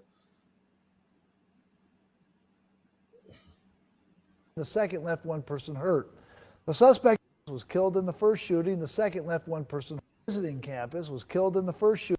Butler of Saluda, 18-year-old Jalea Butler of Saluda, who was visiting campus, was killed in the first shooting. The second left 1 person hurt. The suspect arrested in the non-fatal shooting, 18-year-old Matthew Daniel McCoy of Richland County, faces firearm charges. University leaders say more than 200 officers were already on campus throughout homecoming weekend. The school has invested in new cameras, lighting, and security staff in recent years and plans to add a police substation near a large student housing complex. As investigators continue the work, leaders say the focus remains on safety and student well-being. Family and I remained on campus throughout the weekend. As I walked around on Sunday and spoke with students, I was impressed by their strength and their resiliency in the wake of these tragic circumstances. Gun violence is everywhere. It's not just here. We all just have to come together and see what we can do to kind of help our young people and elderly and let them know this is not the answer. SLED is still asking anyone with information to come forward, and university leaders say counseling and support services will stay in place as the investigation continues. Carolina State University classrooms will be empty once. Jeez.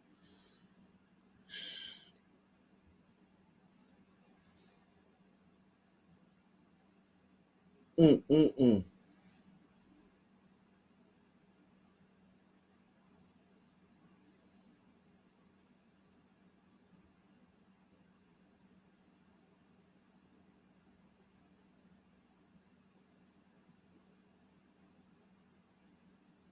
Alongside the mother. Wow. Another HBCU. Wow. So there was two shootings at South Carolina State at HBCU, and there was another shooting at a HBCU. Look. Shot wound and he died. A man is dead after a shooting on the campus of Virginia State University. It happened just after 11 on Saturday night. That's near the campus multi-purpose center. Chesterfield County Police say they found a man with a gunshot wound and he died there on the scene. The man was not a student, according to Chesterfield County Police. The campus was put on lockdown and later deemed secure as of 7 in the morning. I didn't go to this school, but I've been on this campus before. I went to that campus before.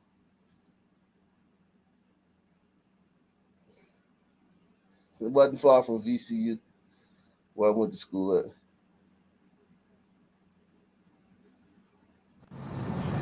I do know that it was an act of violence near campus, and I think it's unfortunate.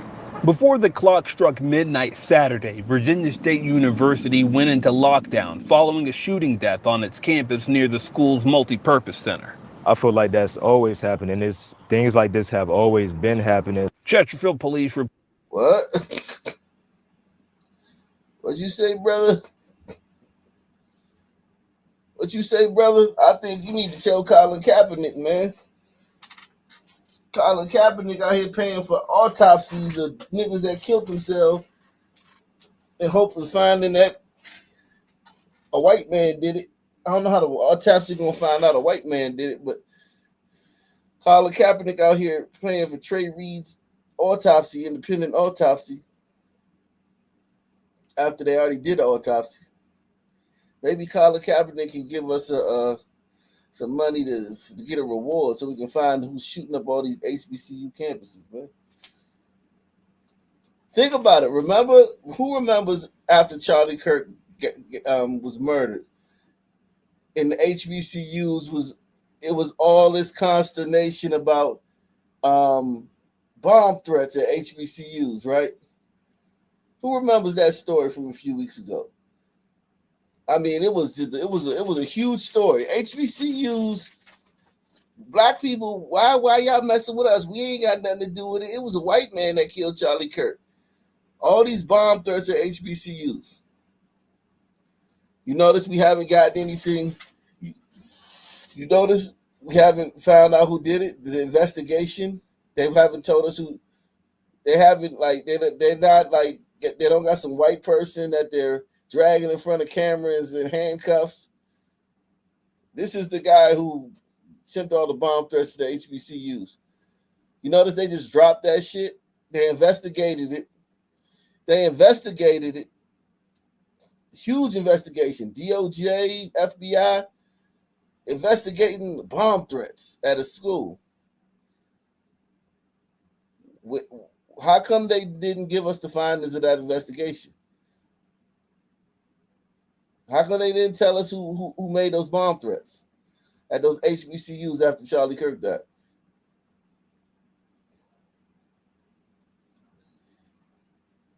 But you got shootings on HBCU campuses left and right,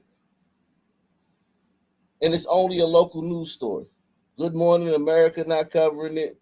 CBS, ABC, NBC, they're not covering it.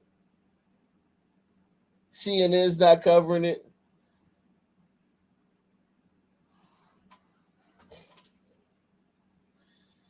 There's 1,000 times more coverage on the dude that committed suicide on the HBCU in Mississippi and the bomb threats, the fake bomb threats to the HBCUs than it is to these shootings at these HBCUs.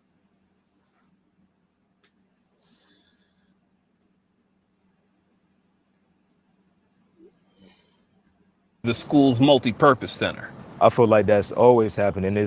Things like this have always been happening. Chesterfield police reporting that they found a man suffering from a gunshot following a call for an assault with a deadly weapon on the 2900 block of 3rd Avenue. That man was pronounced dead at the scene. But the following afternoon, rather than dwell on the uncertainty of death, not let too many distractions get in my way, and to just be diligent and disciplined in everything I do. VSU sophomore Bernard Boone chooses to remain calm. I won't let anything like that scare me or stop me from my walk with God, because I put that first over everything. Not one to be distracted from his chosen path. This actually is my first year really coming down to the church. Boone says he finds peace. Still beautiful, for sure. At the edge of the Appomattox. As Chesterfield police continues to search for answers in this deadly incident, the political science and accounting double major says he does the same in a very different place not far from campus. I like to come down to the lake, read my Bible, pray, sing songs to God. Processing the most recent events using a book he believes is filled with the right answers. Just make sure that you protect your peace and make sure that you got peace of mind. According to police, the victim was not a student and will be identified once his family has been contacted. Boone says he applauds the efforts of the university, locking campus down until 2 a.m. to protect students. Rather than falling into fear or being afraid, I think that VSU did the right thing just to put steps in place to lock down the campus, make sure that the students were safe, make sure that we are safe. As the investigation continues, Boone says he encourages other students to find peace in whatever ways they feel led to. I know I said what makes me comfortable, how I feel comfortable, but if you comfortable staying in your dorm, or maybe if you have to go home for a weekend or whatever, do what makes you comfortable. Anyone with information is asked to call Crime Solvers at 804-748-06. Yo, not for nothing, man. That's a dynamite kid, man. You blacks should be proud of this one. This kid right here is a goddamn. And listen, I'm not gonna act like there's not a lot of kids like him. There's 40 million blacks in the country, so there's kids like him. But this trope is not. This isn't the standard default setting for niggas, man. You know what I mean? This is relatively rare. Relatively rare. There's a lot of good kids, a lot of good black kids. I'm not gonna say that there's not. But he's one, and he represents very well. He represents the school. This kid represents the school very well. A lot of times when we go to the HBCUs, the students that are interviewed, they leave a lot to be desired. I think this kid represents that HBCU very well. If I'm the administrators at the school, I'm proud that this kid goes to my school, and I'm proud that they interviewed him.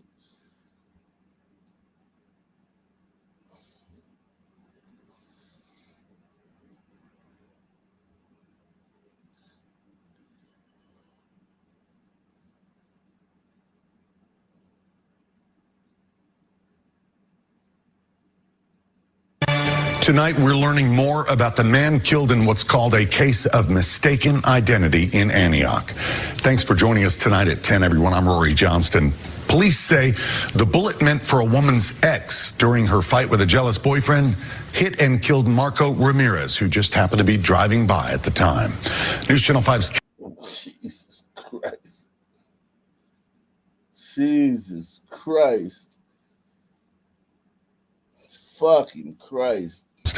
Police say the bullet meant for a woman's ex during her fight with a jealous boyfriend hit and killed Marco Ramirez, who just happened to be driving by at the time. News Channel 5's Kelsey Gibbs spoke with Marco's boss, who wants everyone to remember a good man simply trying to take care of family members in South America. He worked for us for about a year and a half, and he was just a great guy. Michael Shera from the Shera Company says Marco Ramirez wasn't just an employee. He was family. He was such a cool guy, jovial, happy, always smiling. And, then there was he was Spanish speaking.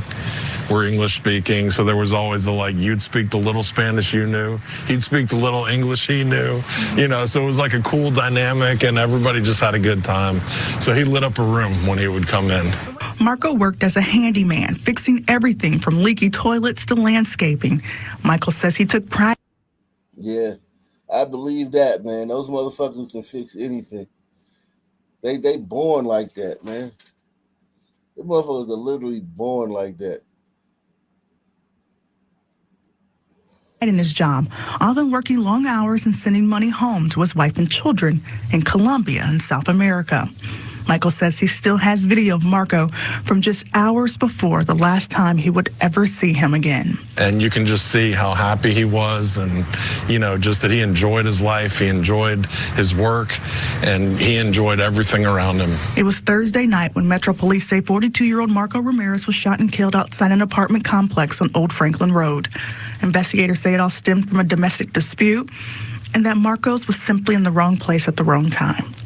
Detectives say 22-year-old Dorian Brooks was arguing with... Of course. Of course. Of course. Detectives say 22-year-old Dorian Brooks was arguing with his girlfriend as she moved out. When she mentioned another man was coming to pick her up, Brooks allegedly opened fire. Why'd she do that, though? Think about it. Why'd that bitch do that?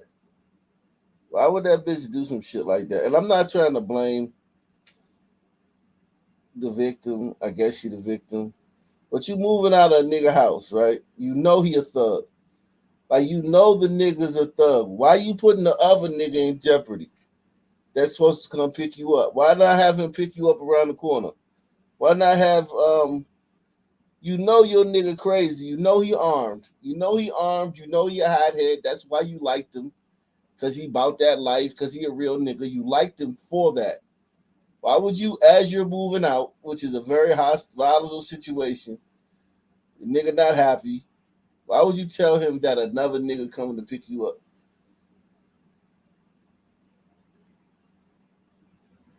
Why wouldn't you get an Uber? Why wouldn't you call a family member or something? Why would you tell them that another rival, a romantic rival is coming to pick you up at his house? You've told a romantic rival where he lives at. And you're going to have a romantic rival. Jesus fucking Christ. You're going to have a romantic rival come to his house and fucking rescue you and shit and take it on. Why the fuck would you do that, bitch? And I'm not saying the dude don't got no control over his actions, but you liked him because he a real nigga. You liked him because he a hothead. You liked him because he know how to handle himself in the streets. You liked him because he a hood nigga. So you already know, you kind of like already know how he gonna respond to that.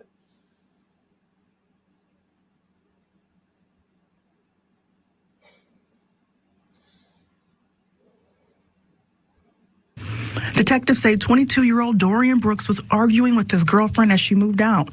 When she mentioned another man was coming to pick her up, Brooks allegedly opened fire on a passing car, not realizing Marco was inside. Damn.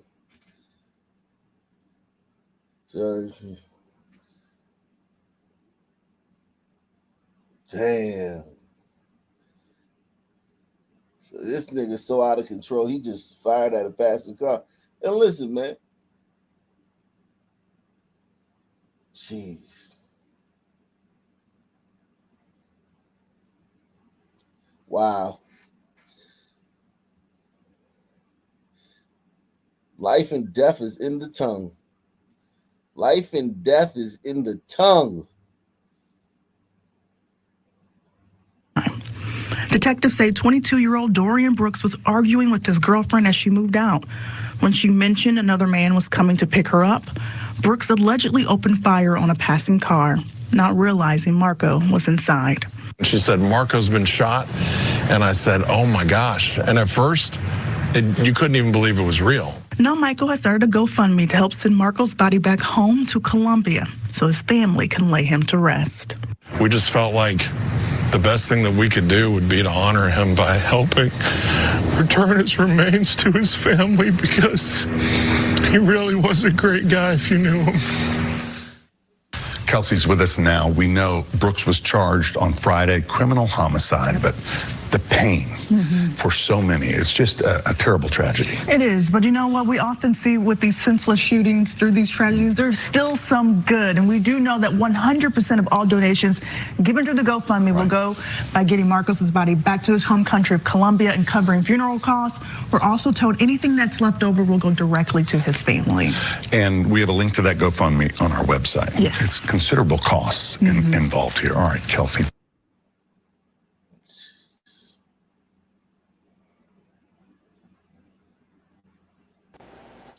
I would like to say our hearts goes out to Mr. Carl Morgan's family, and with their loss as well, it was a tragic loss. The family of the suspected shooter of a beloved New Orleans chef expressing their condolences tonight. Carl Morgan was carjacked and killed as he was picking up his child from daycare. Jesus Christ. Yo, the misery and the sorrow. Yo, look at these stories. From the woman blinded, from if you were with us earlier, the Bronx, the 11 days of terror in the Bronx.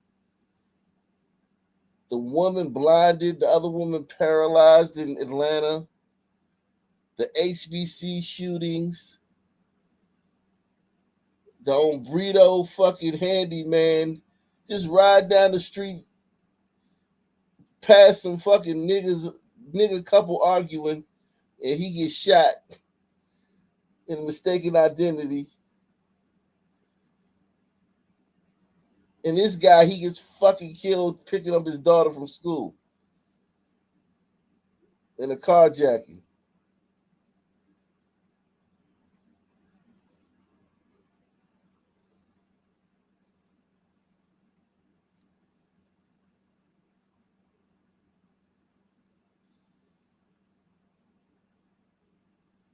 And listen, the only channel that covers this shit is my channel. Our channel. Arc Nation, Black Columbo. The only channel that covers the extent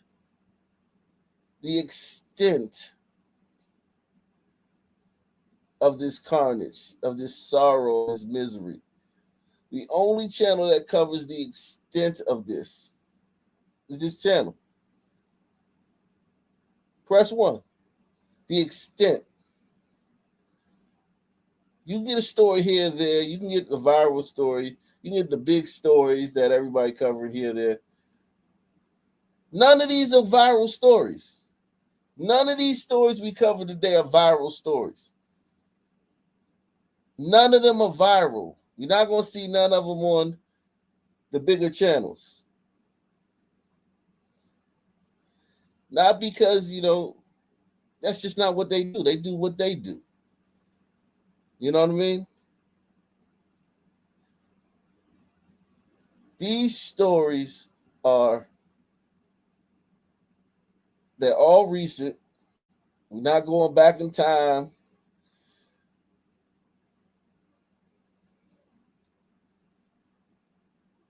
But it's just like humans. These are all these human beings affected from coming across black people, for being around black people, for just being in the vicinity of black people, being at an HBC homecoming, being at Hood Day in a fucking black neighborhood.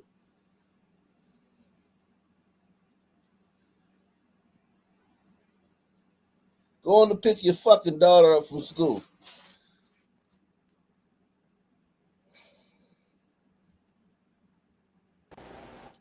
I would like to say our hearts goes out to Mr.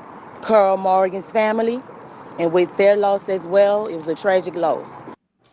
The family of the suspected shooter of a beloved New Orleans chef expressing their condolences tonight. Carl Morgan was carjacked and killed As he was picking up his child from daycare, WDSU reporter Shay O'Connor spoke with loved ones of the man accused who say the 21-year-old was dealing with serious mental struggles. Man, fuck that nigga mental struggle. That nigga was dealing with trying to carjack people and joyride. That nigga was dealing with trying to carjack people and joyride. He was dealing with, I'm about to get me a car, y'all. You know how I do. You know me, shit. I'm with it. What's up? Trying to go get a car? I don't give a fuck. Yeah. Shit. The boy, I done carjacked more motherfucker than this motherfucker. This motherfucker, shit. Nigga, you don't know me, nigga. Nigga, I guess, nigga, what? Nigga, what? I go get, all right, come on, let's go get a car then. See, you scared. I go get one by myself. I don't need none of you bitch ass niggas. I roll dolo out this motherfucker. Them niggas ain't mentally ill. Them niggas ain't mentally ill. I'm tired of that shit with these niggas. I really, yo, I know it's delicate because you don't want to make any rash decisions, but they need to make some changes to that insanity shit and this mental health ill shit. These niggas don't be mentally ill. We proved that the other day with the loop puncher in Chicago. The big 6'7" dude that was walking around punching up women in downtown Chicago. When them YNs ran up on him, those YNs ran up on him, was aggressive, was confronted him. They chased him off the block. He got chased off the block by two YNs. And he had been punching women for years downtown, getting arrested, randomly punching women, and getting away with being called crazy. Two YNs, probably like 5'10", 5'8", rolled up on him and chased him off the block with no gun. No knife, no gun. Just chased him off the block. Press 1 if you saw that story. And this dude been walking around playing crazy, punching women for years.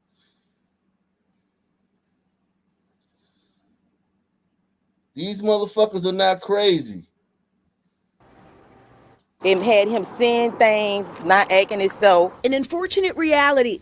Dominique Wells seen holding on to medications she says her nephew stopped taking for schizophrenia and bipolar disorders. And he haven't taken his medicine in 2 months. And my sister was trying to get him to the hospital on Monday. And he kept telling his mama, no, I don't need to get to the hospital. Last Tuesday, Raymond Wells is accused of carjacking and killing beloved Brennan sous chef Carl Morgan at a daycare in Mid-City as Morgan was trying to pick up his 2-year-old son. Morgan's vehicle tracked to I-10 at the Bonneville exit. Wells was found with a gunshot wound to the head inside the stolen car. Wells's family say they didn't find out Raymond was the man accused of the crime until the next day. We still have questions.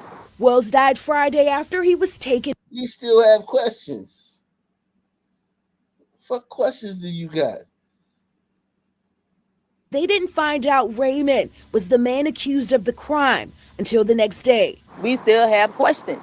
Wells died Friday after he was taken off life support. You have my deepest condolences and my prayers go out to the Morgan family. Like if you have a family member, it could be a co-worker, it could be a friend, it could be a random person. If you see that somebody is suffering, get them some help because it's important in the community, period. Shay O'Connor. Didn't you try? The nigga didn't want the help. Didn't you try? The nigga didn't want the help. If the nigga don't want the help, you can't give it to him.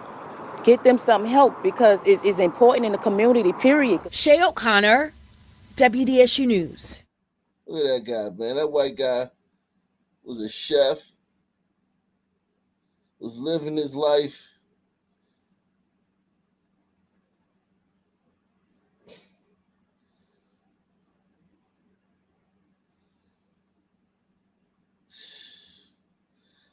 Now this little boy gonna be like, where my daddy at? This little boy gonna be asking for his daddy. He's never gonna stop asking for his daddy. And she gotta say, oh, he's up with he's in the sky. Daddy's in the sky. Daddy's our angel now. Or some shit like that. She gotta tell that boy some shit like, Daddy's protecting us from above.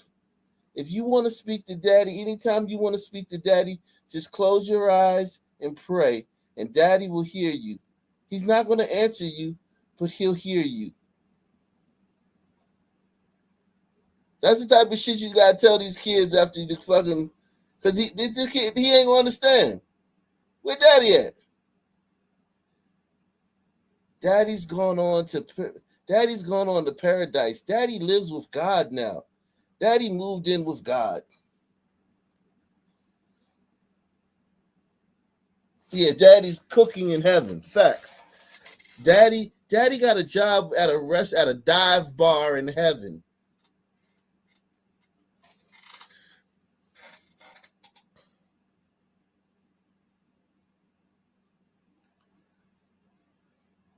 Well, can we go see daddy? No, you can't see daddy, but if you close your eyes real tight and wish, he can hear your wishes. Like some stupid shit.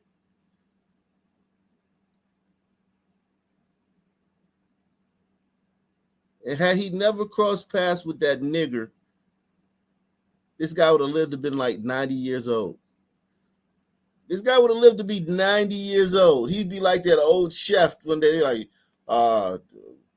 renowned New Orleans chef passes away at the age of 90. The natural causes peacefully in his sleep. If he had never crossed paths with this nigger. Press 1.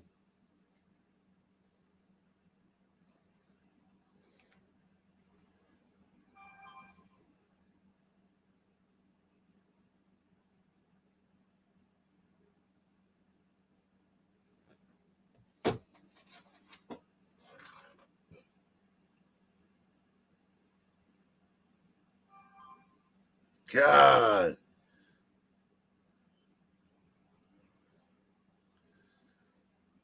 Man accused of shooting and killing a father in Mid-City died by suicide. That's according to the Jefferson Parish coroner. As Rob Masson. So now they're gonna try to say the police killed him. I guarantee you, they're gonna try to make themselves out to be victims and claim that he wouldn't kill himself. They're gonna try to flip it to make the story about we wanted answers about how did that bullet. We need to know the ballistics of that bullet because we don't know if he really shot himself.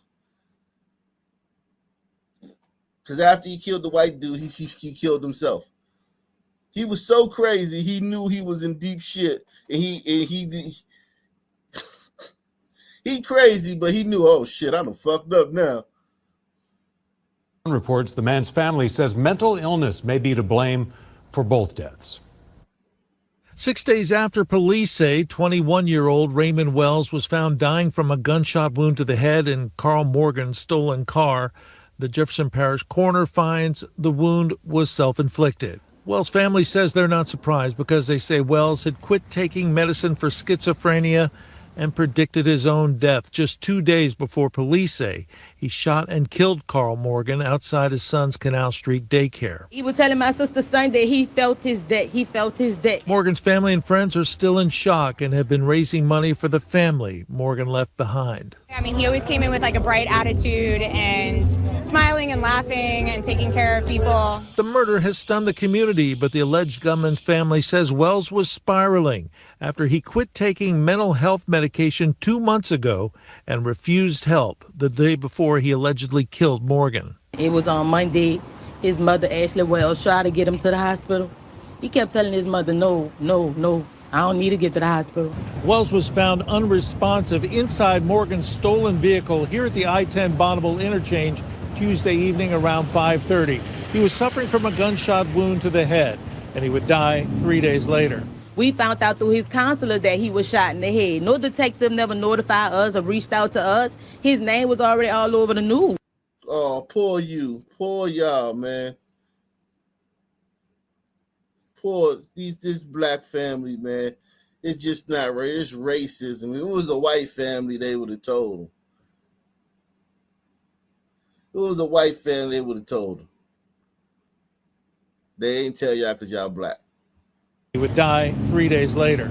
We found out through his counselor that he was shot in the head. No detective never notified us or reached out to us. His name was already all over the news. Wells' family offers sympathy and advice. Don't wait last minute. Get them professional help right away. Get them to the professionalist doctor that help. My prayers goes out to that family for sure. Friends and family of Carl Morgan will take all the prayers they can get as they deal with life without a loving father and valued co-worker. A lot of people, and myself included, are still in shock about it. Shut up, bitch. You ain't shocked that fucking nigga done carjacked a white dude and killed him. You ain't shocked by that. That's not shocking, bitch. You know that happens all the time. Man. Whew. Man.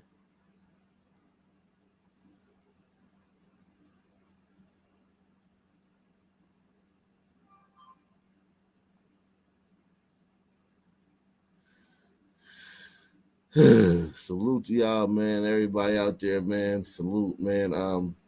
Shout out to Mike Amon. He says, greetings from Tampa. We'll have to get to Tampa tonight, man. Tune in tonight, man. Tune in tonight at 11, man. We'll get to Tampa tonight, man. I'm sure y'all got some fuckery going on down there. This episode been exhausting, man. I'm not even gonna lie, man. This episode has been exhausting, man. I don't know why, but I mean, I know why, but for some reason, these stories today, Jesus Christ, man.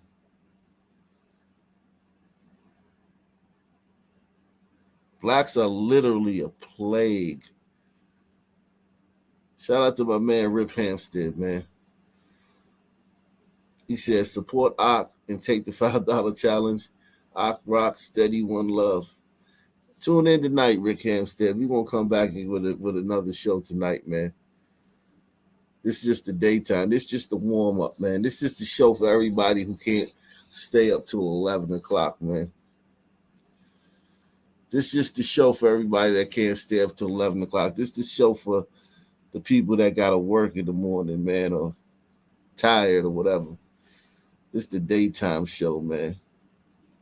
I'm coming back in 11 o'clock, man. These stories, man. Today, these stories weighed on me today, man. Yikes. I usually don't get attached to the stories. I usually am detached. You know, I'm usually emotionally detached from the stories. I can usually see like these stories, these horrifying, miserable, tragic events, and it doesn't affect me, man. I'm not lying. It doesn't. And you guys know that. I mean, you guys know that. Y'all here every night. But for some reason, the stories in this episode, man, they touched me, man, in a different type of way, man.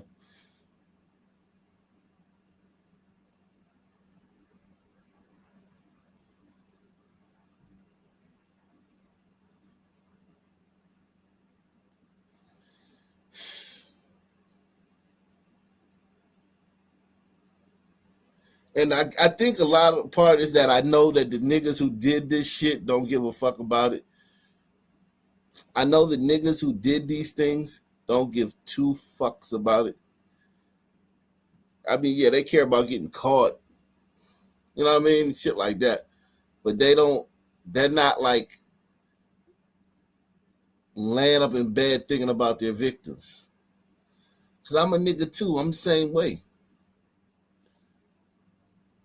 We don't have that empathy, sympathy, G, and we have it, but it's only a little bit. And if there's no threat behind it, we like we'll be empathetic if you won't kill us for not being empathetic. But if you ain't gonna kill us or throw us in a cage for 80 years for not being empathetic, we're not really gonna be empathetic. We're not gonna. I know that the people these victims, they probably hoping that the person who did it feels bad and shit. Nah, man, niggas not like that, man. That's the problem, man. That's one reason I'm sad too, because I know niggas don't give a fuck, man. Niggas don't care. The only reason they care about that boy who hung himself is because they could pin it on white people. All these niggas that got killed on these HBCU campuses by gunshots from niggas this past weekend, they don't care about none of them niggas. None of them. They don't care about nary a nigga that got shot at an HBCU this past weekend. Not one. Nobody cares about none of them. Only time they care is if a white person or a cop.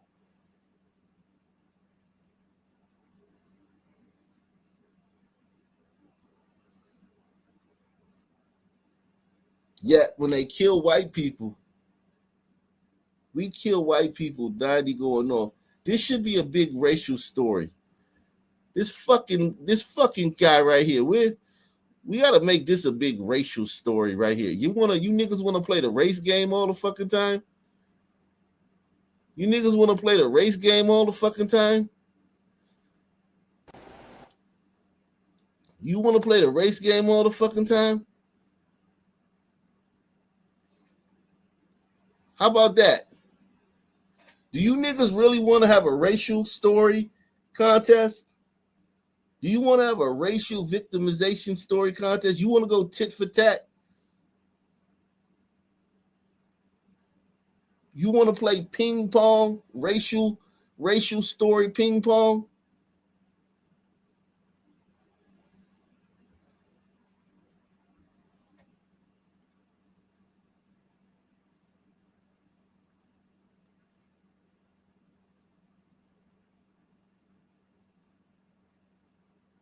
Because Black Conservative Perspective ain't covered this yet.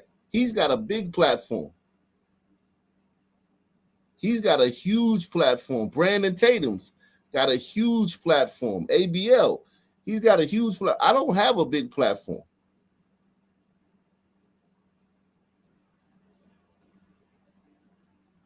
If they do this story and they get traction on this story, if Tim Pool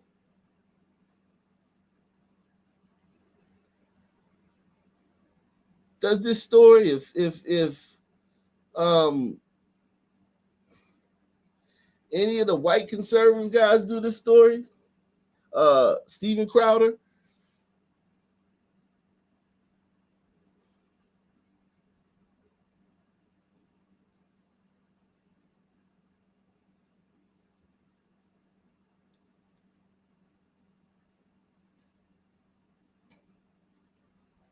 these niggas knew that this dude was a ticking time bomb. They literally said they knew that nigga was a ticking time bomb. He been talking about killing himself. He talking about, and she kind of come up with his medicine. She everywhere she going with his medicine. Like, hey man, he stopped taking his medicine. He killed this dude.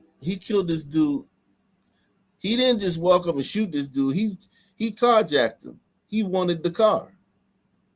If he was so crazy, why didn't he just walk up and kill the guy? He wanted the car.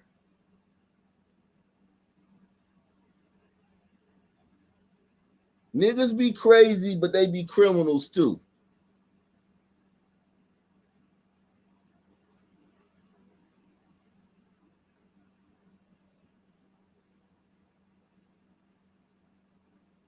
Crazy criminals.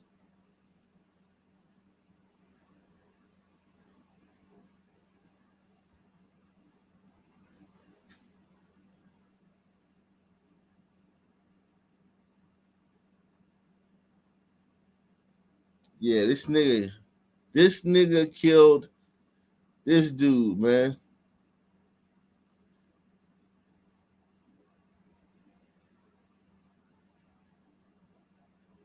Damn.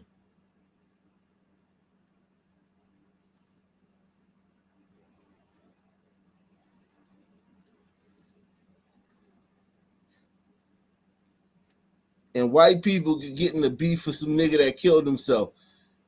Some nigga who hung himself in the middle of a black HBCU last month. White people got to take the beef for that.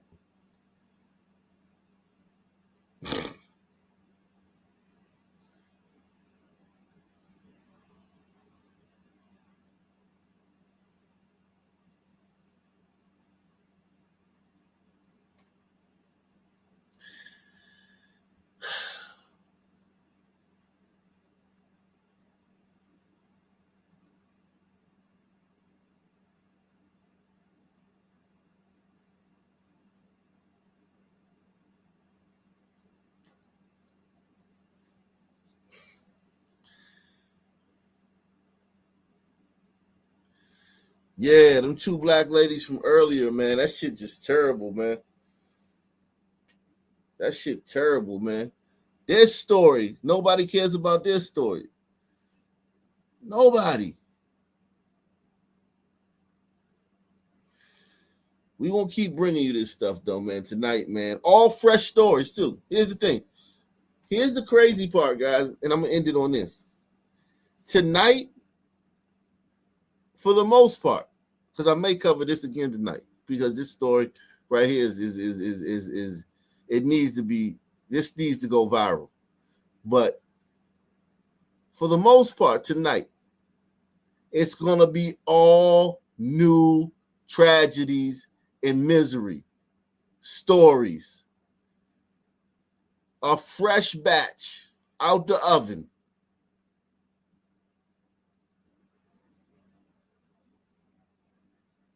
A fresh batch. No reruns, just all new bullshit coming out of this community.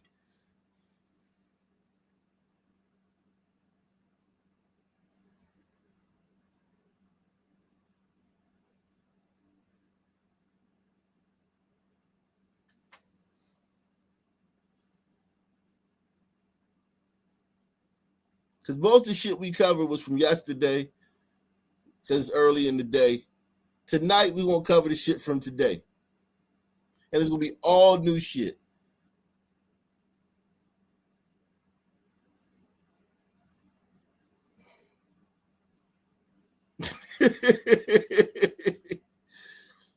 Hit the comment section, hit the like button, subscribe.